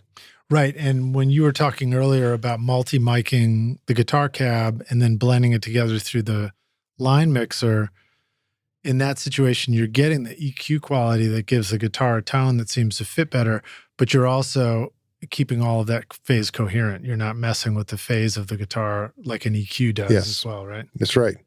Yeah, it's really, man, it's really... I mean, assuming the mics are in phase with each other, too. Now, what I will do on occasion, like I have one pre, it's Electric and Company. It's their version of what an Ampex 351 is. And it's a beautiful sounding pre. When you start it up, does it go, "Hey, you guys"? Like Electric Company. Yeah, like Electric Company, yeah. right? Isn't yeah, that God, I haven't thought about that in years. Jesus Christ.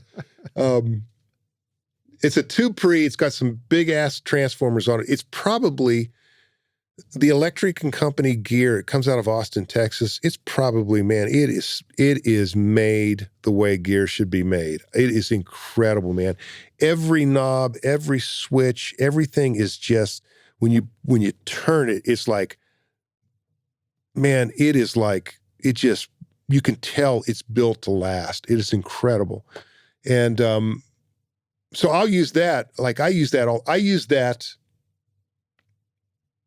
Like when I get a vocal into Pro Tools and I'm mixing, if I want some saturation on a vocal, I'll run it back out of Pro Tools through the Electric and Company based upon, and then find a saturation that works in context of the track, as opposed to printing it with saturation and then hoping I didn't overstep the boundaries. So let me follow that with the question of saturation, outboard or plug-in? Both. I mean, I've used them both. I mean, I've used a decapitator 100,000 times. Use this little radiator plug-in that UA makes, which is like an Altec piece of gear. Yeah. I use that quite a bit on stuff.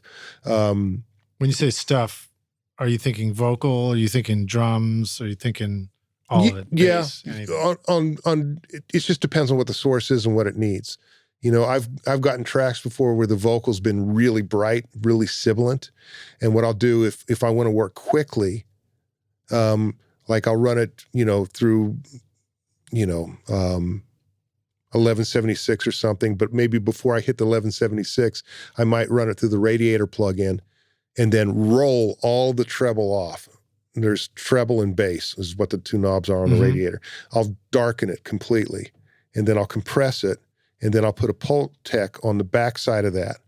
And what I'll do is I will use the attenuator, set it at about 10K and roll the 10K off, and then put the boost at 8K and then widen the Q and boost that. So basically what I'll do is I'll rebuild the top end of it. And that will tame the sibilance. Right. It's like a pre-emphasis, post-emphasis, like a tape machine. Yeah, exactly. Same thing with vinyl records, Rockstars. I mean, like it's... You have to re-EQ it coming off of the needle, off the record, sort of straighten it out again. Yeah.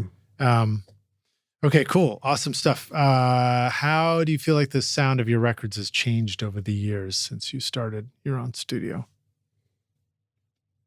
I mean, when I asked even the saturation question, a fair question is, would you have felt the same way about a plug-in saturation / distortion, 15 years ago as you do today, or have they improved? I'm mixing differently than I did last year.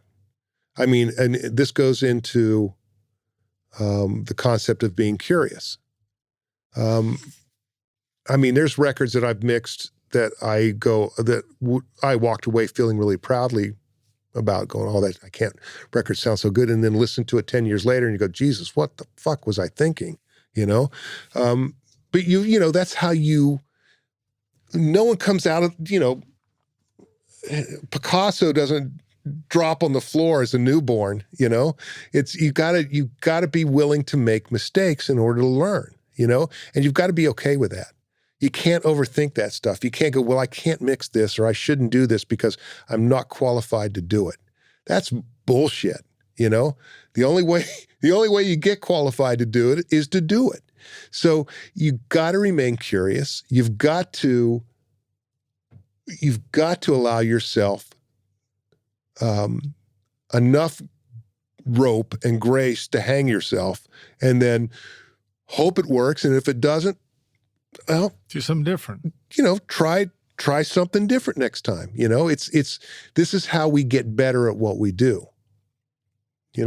I mean, I cannot tell you how many publishing demos I've mixed. Thousands. Right. That must have been a great learning experience just through repetition. It's just, thousands of them.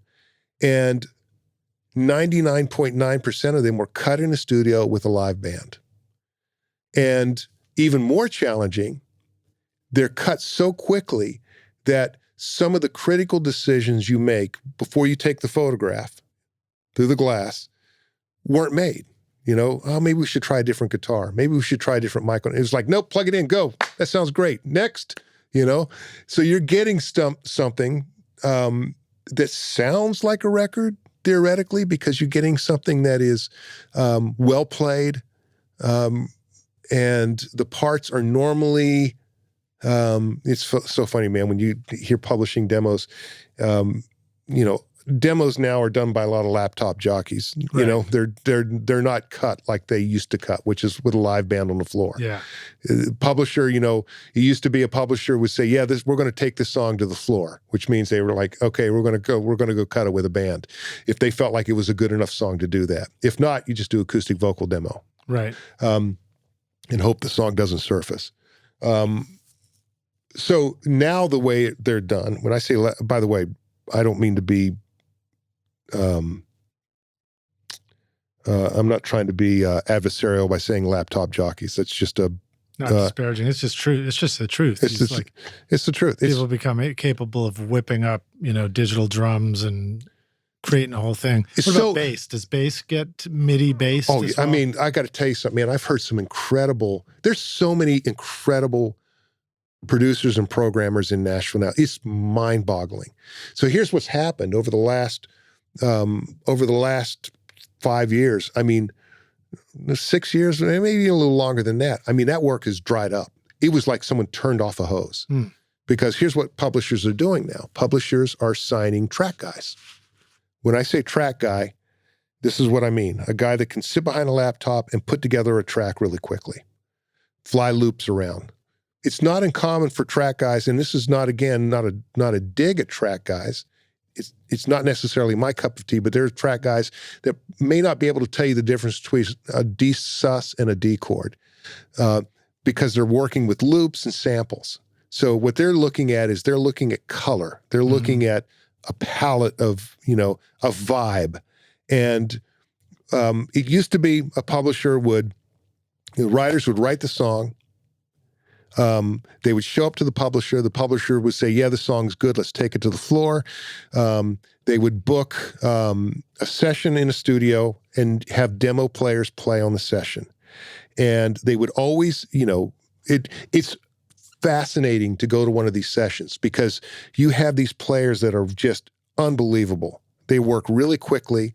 They've got great instincts, great sounds, and they listen to the song, chart it as they're listening. You go in, you talk it through, you cut it, boom, next song. Yeah. And you get an instant band quality. You get an instant band quality and all that stuff. So, what's going on now, though, is in doing so, they would always kind of group the session. They would book like a 10 and, maybe at a 10 o'clock session, they would cut 5 songs. And say maybe there would be one writer that would be the continuous, constant through this group of songs. But then like maybe the first 2 songs, this writer wrote with these 2 writers. And then the second 2 songs, this writer wrote with these 2 writers. And then the 5th song was maybe a solo writer with another writer, or maybe, maybe they'd be all the writers. We don't know. But the publishing companies would, if there's 3 writers on a song, then you're dealing with a $2,400 budget as opposed to an $800 budget for a solo write per song. So it increases the ability to be able to blow the song out a little more. That's how the publishers would, that's why there's co-writing, and that's how the demo stuff would work. Interesting. So now, but in that process, So the more the merrier in a way. well, it just makes the bank bigger. So they can book a nice studio, put a band on the floor, and then they would do like a 10, 2, and a 6, and they would cut, 15 songs in a day, the band would, and they might have, in those contexts of those 3 sessions, they might have players come in and out of the sessions, Like with the Tracy Nelson record, we had a keyboard player for 2 days, Steve Kahn, and he played for the first 2 days. And then we had Kevin McKendry come in on day 3, or half of day 2 and then day 3. So we kind of staggered the players to change up the flavor a little bit. And that'll happen a lot of time in these demo sessions. But now what's happening is, let me back up again. You cut the songs, and then the singer's you got to have an artist or a writer that can sing. And if the writer can't sing, like me, I write, but you don't ever want to put me under a microphone unless you want to hear the sound. Except for podcasts. Except for podcasts. It's the sound of death. It's the sound of a song not getting cut. But they'll bring a singer in. Like when I first moved into my studio, I'd get calls from Warner Chappell or calls from writers, and they'd say, "Hey, we're sending you 5 songs. We're sending over these singers. Cut the singers, cut the vocals, and then mix the track." So then there's the back half of that expense, which is the overdub and then the mix. So what happens is, as music changes and as people's attention spans get shorter, creative directors of publishing companies don't want stuff that sound like demos. They want stuff that sounds like records. Right. So the pressure's on your shoulder to figure out how to make this track sound like a record. And it gets complicated because sometimes there's engineering issues, sometimes there's playing issues. Sometimes the writers would show up at the studio and go, "Man, I wish that guitar part was different. Would you mind cutting a guitar part for that?" "Sure, I'll do it." Absolutely. Right. So it can get complicated. And through that process, you're waiting, the publisher is waiting sometimes up to a month to hear the song, right?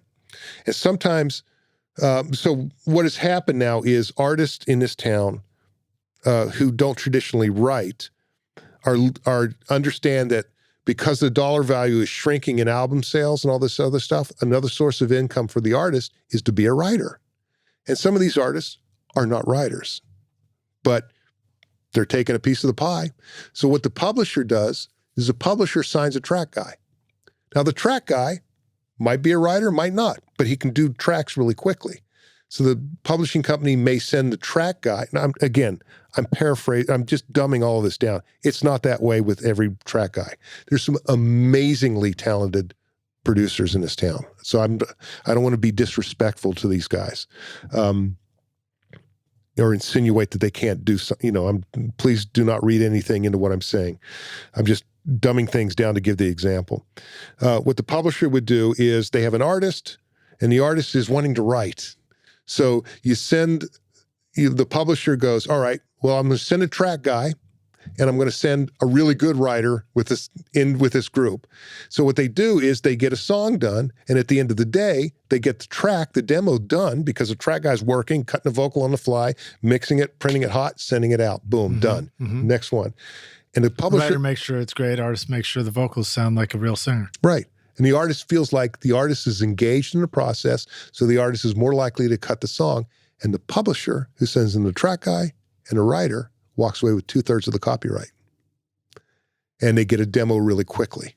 Yeah. So it's, Now, is the track guy, are they likely to use MIDI guitar sounds? I've heard. Because I know there's a ton of those now. They're pretty remarkable sounding. Native Instruments has all these wild acoustic analog instruments in the player, as sample players. Man, I've heard all kinds of stuff, and it's like really believable. I've got a friend of mine who's a really good writer, and he'll every now and then he'll shoot me a demo. "Hey, check out this song I just wrote, and I did the demo at my house," and it'll have like this really cool steel guitar part on it. It's like, "Who's playing steel?" He goes, "Oh, I did that with this plugin." You know what I mean? It's just like, okay, well, it's believable,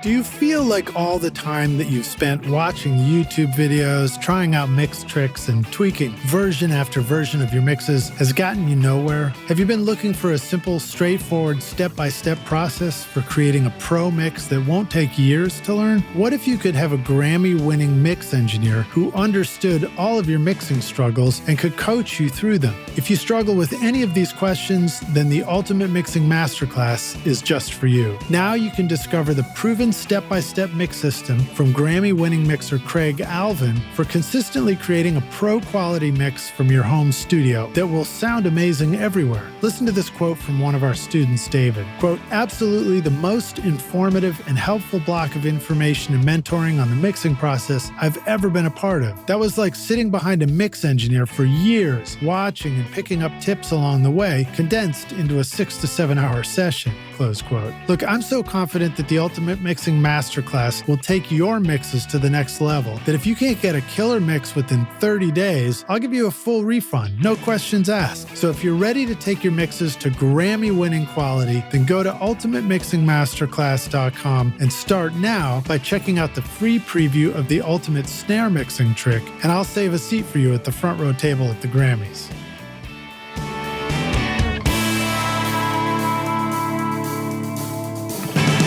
Well, and the funny thing is the converse is, you know, all the times we've been in the studio with a real band and we're trying so hard to make the real instruments sound more like a sample. Like we've been there and done that, you know, so it's sort of funny that.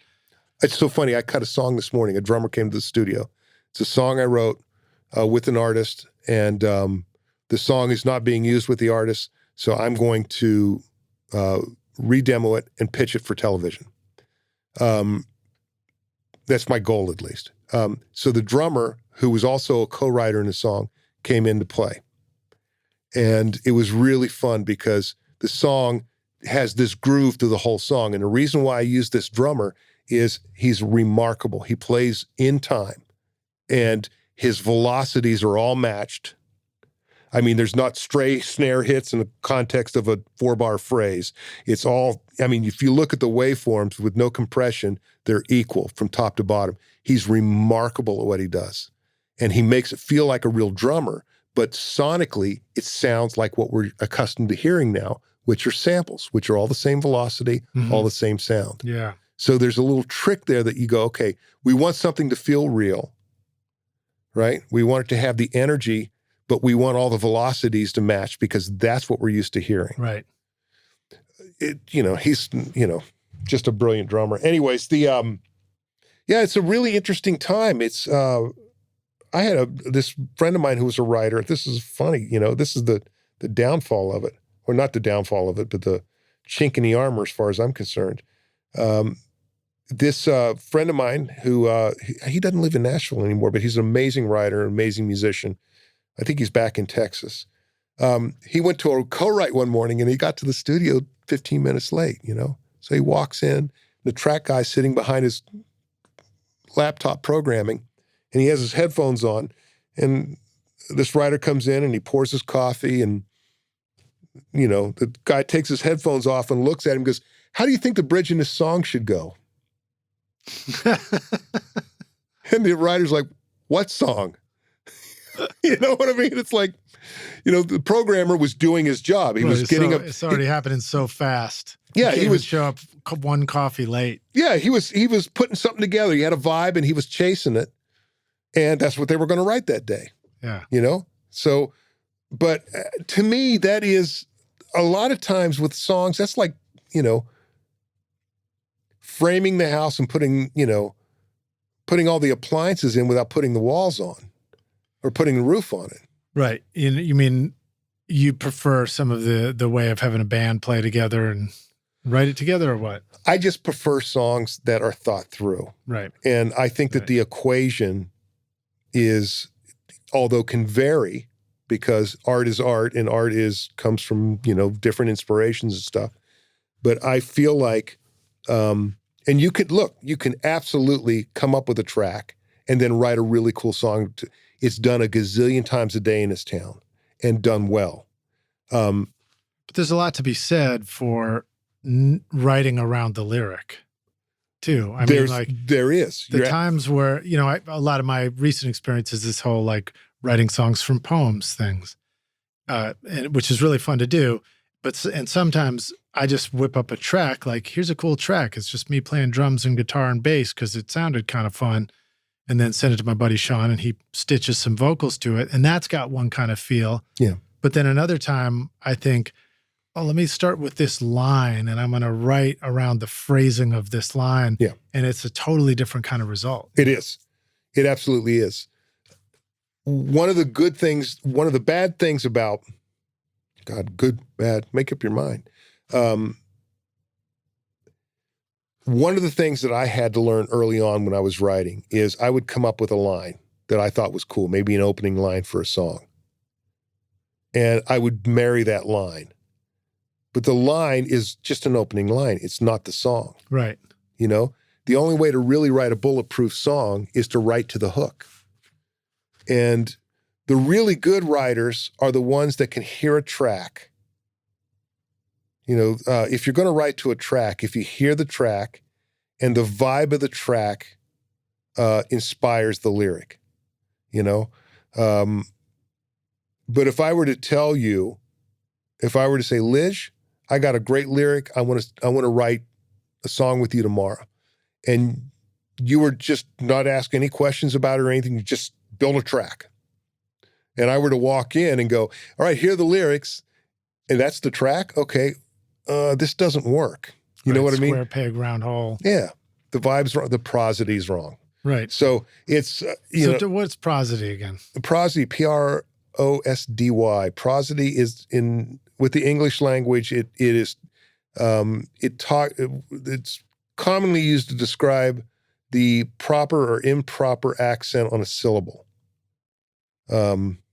Example, syllable, right. Exactly. The wrong emphasis on the wrong syllable. Putting the emphasis on the wrong syllable. So, but in songwriting, it is the lyric, the vibe of the lyric, and the vibe of the music have got to match. Yeah. And the examples of songs that I always use, there's so many out there that you can use. There's so many great songs. But when I think of prosody, I think of songs like Don Henley's In a New York Minute or End of the Innocents. There's some of the great writers, Billy Joel. Some of these guys just write songs that are they're adult, they're big boy songs, right? They're not baby shark, do. It's not that shit. What did the fox say? They're big boy songs, and those are the kind of songs that become timeless. I think when I say timeless, I don't mean embraced and loved by many for years to come. But what I mean by timeless is you write it, you put it on the shelf. Oh, let's dust this song off 5 years from now. It's still a good song, I hated New York Minute. I had to write about it as a project in school. They assigned it to me. Wow. And I was like, what the hell is this? All I cared about back then were like old, 80s Meat Puppets records with out-of-tune vocals and stuff, or like Camper Van Beethoven. Man, I loved, yeah. I love that stuff, man. Husker Du, all that stuff. Bob Mould, Sugar.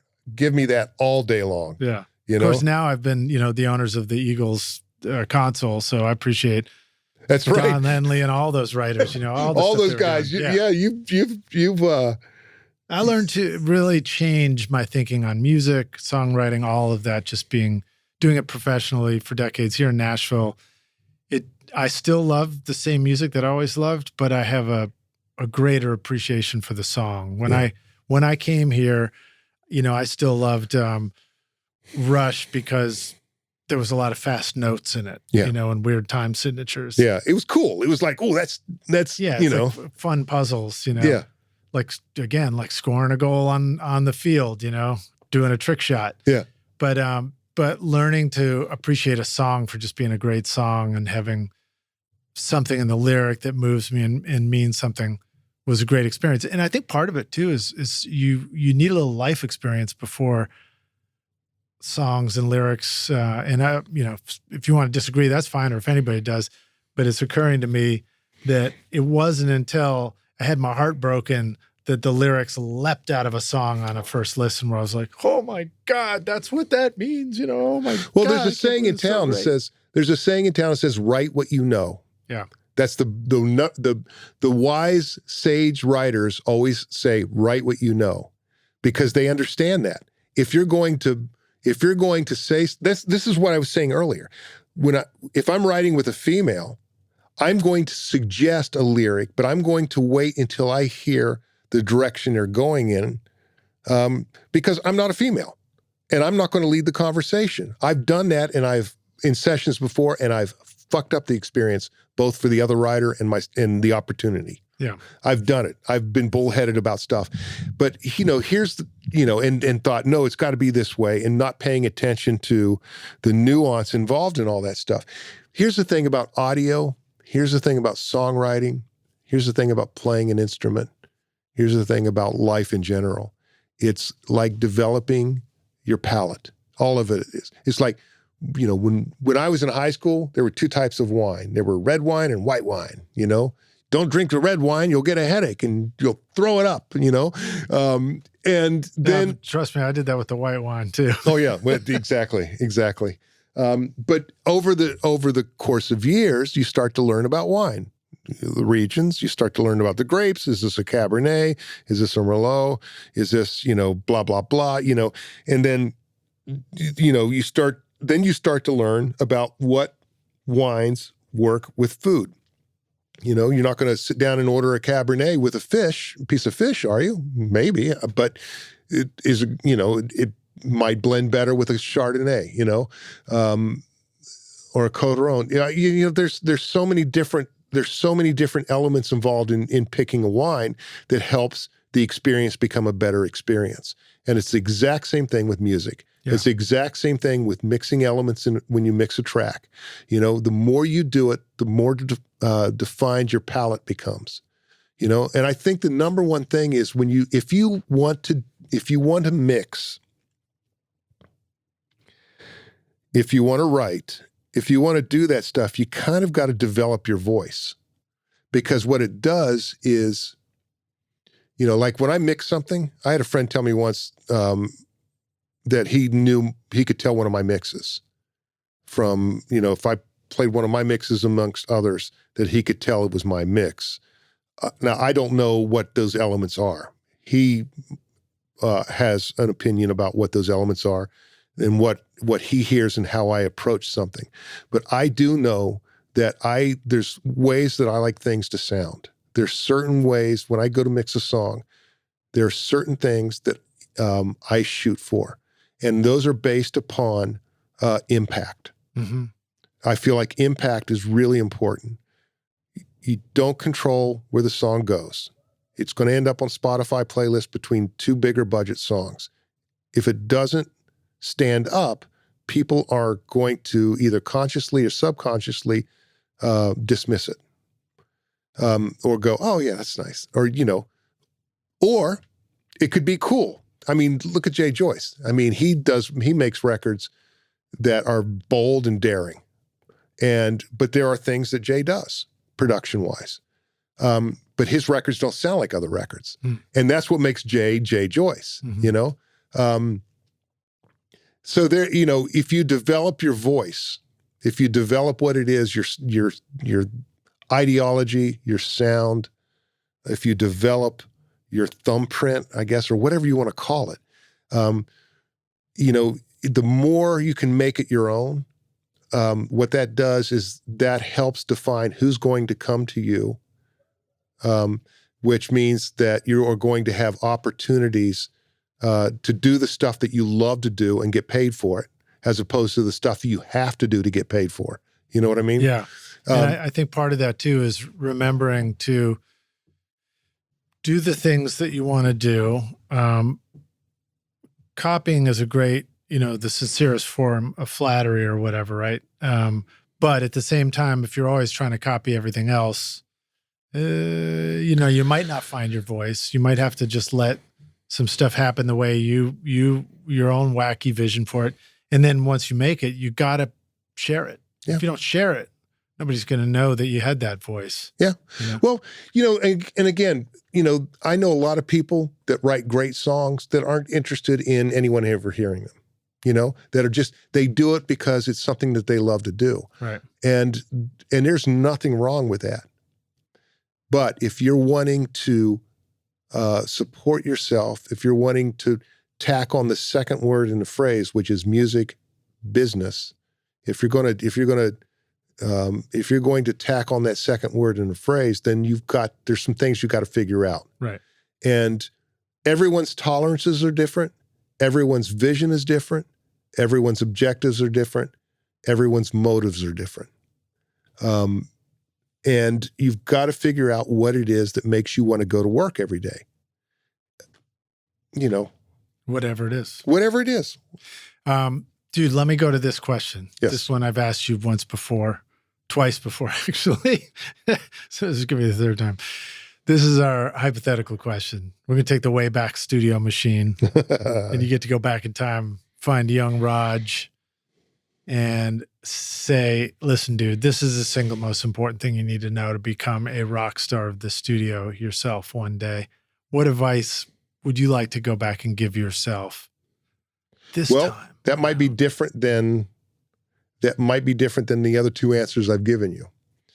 Because again, it changes. Every year you morph and change. Newer advice to your old self.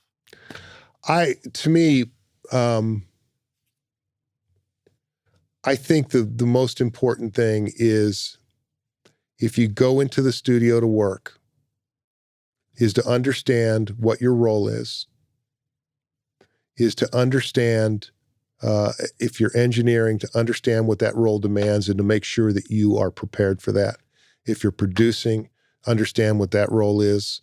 And again, that role changes, the dimensions of that role, the width of that role changes from project to project. So, you kind of got to understand what it is, and be able to be willing and able to do the work to make sure when the client or the artist leaves the studio that they're getting what they paid for, Yeah. If you're presented with something that you don't want to do, it's real easy to say, I'm busy. This podcast is proud to present Recording Studio Rockstars Academy. Are you ready to take your recording, mixing, and mastering to the next level and make your best record ever? Then visit the Academy to find the course that's right for you. Want to record killer drums in your home studio? Then check out Rockstars of Drums to learn how to record, edit, and mix pro-sounding drums with a professional Nashville session drummer in a Grammy-winning studio. Or if you're ready to start mastering your own records at home, then check out Rockstars of Mastering, where I walk you through exactly how I master my own records using nothing but plugins. Plus, I take you into a world-class mastering studio, Sterling Sound, to meet with Ryan Smith and hear how he professionally mastered my record, Skadoosh, for release to streaming platforms. That's the music you hear on this podcast, Rockstars. And if mixing is your focus, then check out my free mixing course, Mix Master Bundle, where I show you how to mix using stock and free plugins and Pro Tools. Plus, you get a look at how I recorded everything in my studio and multi-track downloads for you to practice mixing and even upload to your website if you want. Are you ready to make your best record ever? Then go to recordingstudiorockstars.com/academy to get started now. I feel like that's been my most successful experiences in the studio are the ones where I set out to deliver, find out what the client I'm working with wants to get done and deliver that. Yeah. With hopefully a version of my own stamp on it. But I also feel like sometimes the version of your own stamp, and I don't mean that in a way that I'm like trying to put my, this is the Lidge thing, not them. But I mean, like the letting your voice out, like you're talking about. And I feel like sometimes the voice just comes out. You can't help finding your voice if you just are doing it enough and help and give people what it is that they need in that session, whether it was Bonnaroo and, bands coming in for 3 hours and we got to just record it as fast as we can, make them comfortable, or, artists like Hunter Cross, who I work with now, who will come in and he just wants to, at the end of the day, he wants something he can release on Spotify. Yeah. And I'm like, okay, all right. So like your demos, it forces me to go through it quickly, not get stuck on things, and then say like, how am I going to mix this so that it's, master level, ready to go out? Yeah. And I won't, I'm sure I'd find something wrong with it if I look for something, but how do I make sure that I mostly don't, Well, it's interesting. You remember years ago, you did a record on an artist and we had a killer band. Yeah. It Ryan was Humbert. Right. That's right. And it was me. It was Oddly Freed. It was, who was playing bass? That was, I'll have it for you in a minute. Daniel Tashin was on that project. The drummer from the Counting Crows was on that project. What was his name? His funny guy. God, I love that guy. Yeah, that was, I'll have that for you in a moment too. So the point being is that record was so much fun because you gave the band an opportunity. I was just playing guitar. I wasn't doing it. Yeah, I think I did a little engineering on that, but for the most part, I was there to play guitar, and which I really enjoyed because I wasn't thinking about the big picture stuff. I was just making sure I was intonated and playing the right part. But it was so fun because you busted your butt to make a great record. And that record is considerably different than the record you played me a little while ago, the stuff that you wrote with your friends. Two different scenarios, right? But your talent, your ability to make that adjustment, that comes from experience, that comes from years of doing it. When you're able to corral a bunch of guys in a room on a cutting floor, and pull out ideas out of the guys and able to put together a record like Ryan has, it was just, that record sounds great. It's awesome. You busted your butt on that record. It is a beautiful body of work. It was really fun to do. Oh, it was so many great people on that, and it was just a lot of fun to go pursue all these different things. But it was also one of those ones that in some ways became one of those classic stories for me of producing the crap out of an artist and then creating something that couldn't necessarily be replicated back on the stage when they had to go support it as an independent artist. We've all made that mistake. Yeah, I've learned that lesson a few times, because... Yeah, it's funny, man. I've had a very similar experience recently. And, you kind of have these conversations. Look, here's what I do. I always ask the artist, what do you think about this? What do you think? Is this cool? Do you like this idea? Do you like this approach? If they say no, then we shift gears. If they say yes, then I put the pedal to the metal and go down the road. I'm always giving the artist an opportunity to say, I don't like that. And if they say, I don't like that, I've got to pay attention to that. But it is easy because we're working, it is easy to create something that is harder to replicate in a studio scenario. But my mindset is also records are forever. When you go to make a record, it is a snapshot in time. It is something that is out of your control where it's going to be played, under what circumstances people are going to hear it. So you got to make the best record possible. And then whatever you do live, fuck it. I don't care. If you want to go fart into a megaphone and recite poetry while doing so, awesome. Knock yourself out, But understand as an artist, if I'm producing something and I'm asking these questions, understand that I'm working based upon the input that I'm giving and the advice or the reflection, the bounce back that I'm getting from the artist. And sometimes you don't get a clear answer or an honest answer. Sometimes you create something that is difficult to replicate. To me, that's not really, I don't really get tied up in that. I just, it is what it is. Yeah, it's fun to just make records the way you want to make them too and not even worry about that. Well, dude, we've gone for a good long clip here. I want to thank you for being on the podcast again, dude. It's always a pleasure to hang out with you, man. I love having you here. Glad to have you here in Podzilla. Let the rock stars know, where can they go find out more about you? What if they're ready to just make their next hit record, get a mix done, come work with you, or just got questions for you? RogerAlanNichols.com, RogerAlanNichols. RogerAlanNichols.com. On Instagram, at Belltone Recording is, or at Roger Alan Nichols. That one you don't want to go to unless you like dogs. And,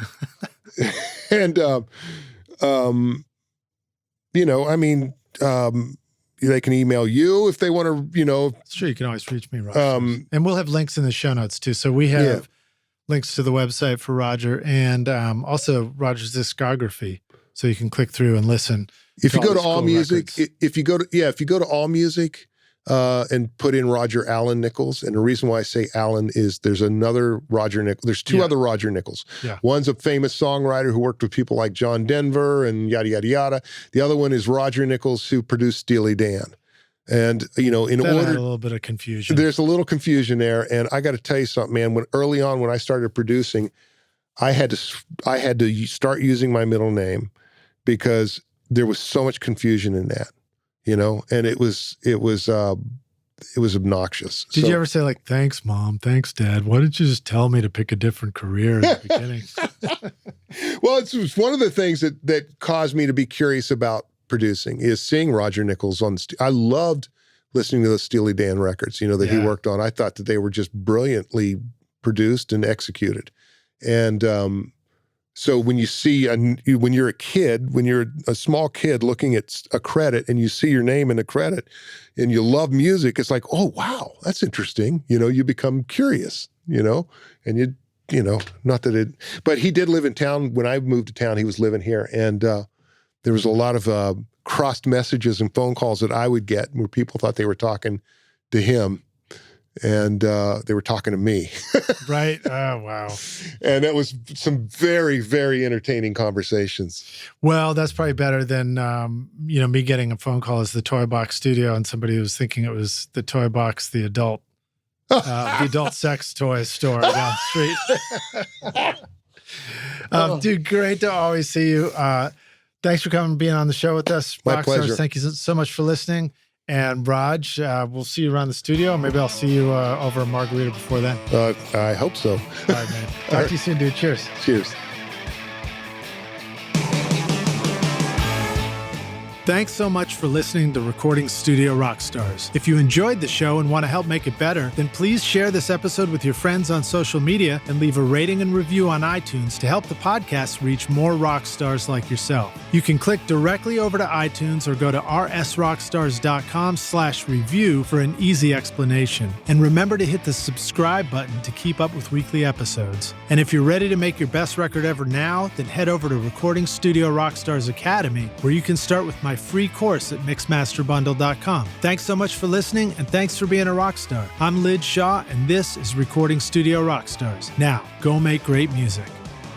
Recording Studio Rockstars would like to give a big thank you to our awesome sponsors who help make this episode possible. Grace Design, Atom Audio, Native Instruments, and Isotope. And remember, at isotope.com and nativeinstruments.com, use the coupon code ROCK10 for 10% off any plug-in purchase. If you enjoyed Recording Studio Rockstars, please check out our sponsors using the links in our show notes because it's a great way to help support this show. These are all things I highly recommend for your studio. They're gonna help you make your best record ever. I would also like to thank our fantastic team here at Recording Studio Rockstars, Vlad Weselchenko, Braden Stremming, and Liz Hulitskaya. Thanks so much for listening, Rockstars, and we'll see you in the next episode. Cheers.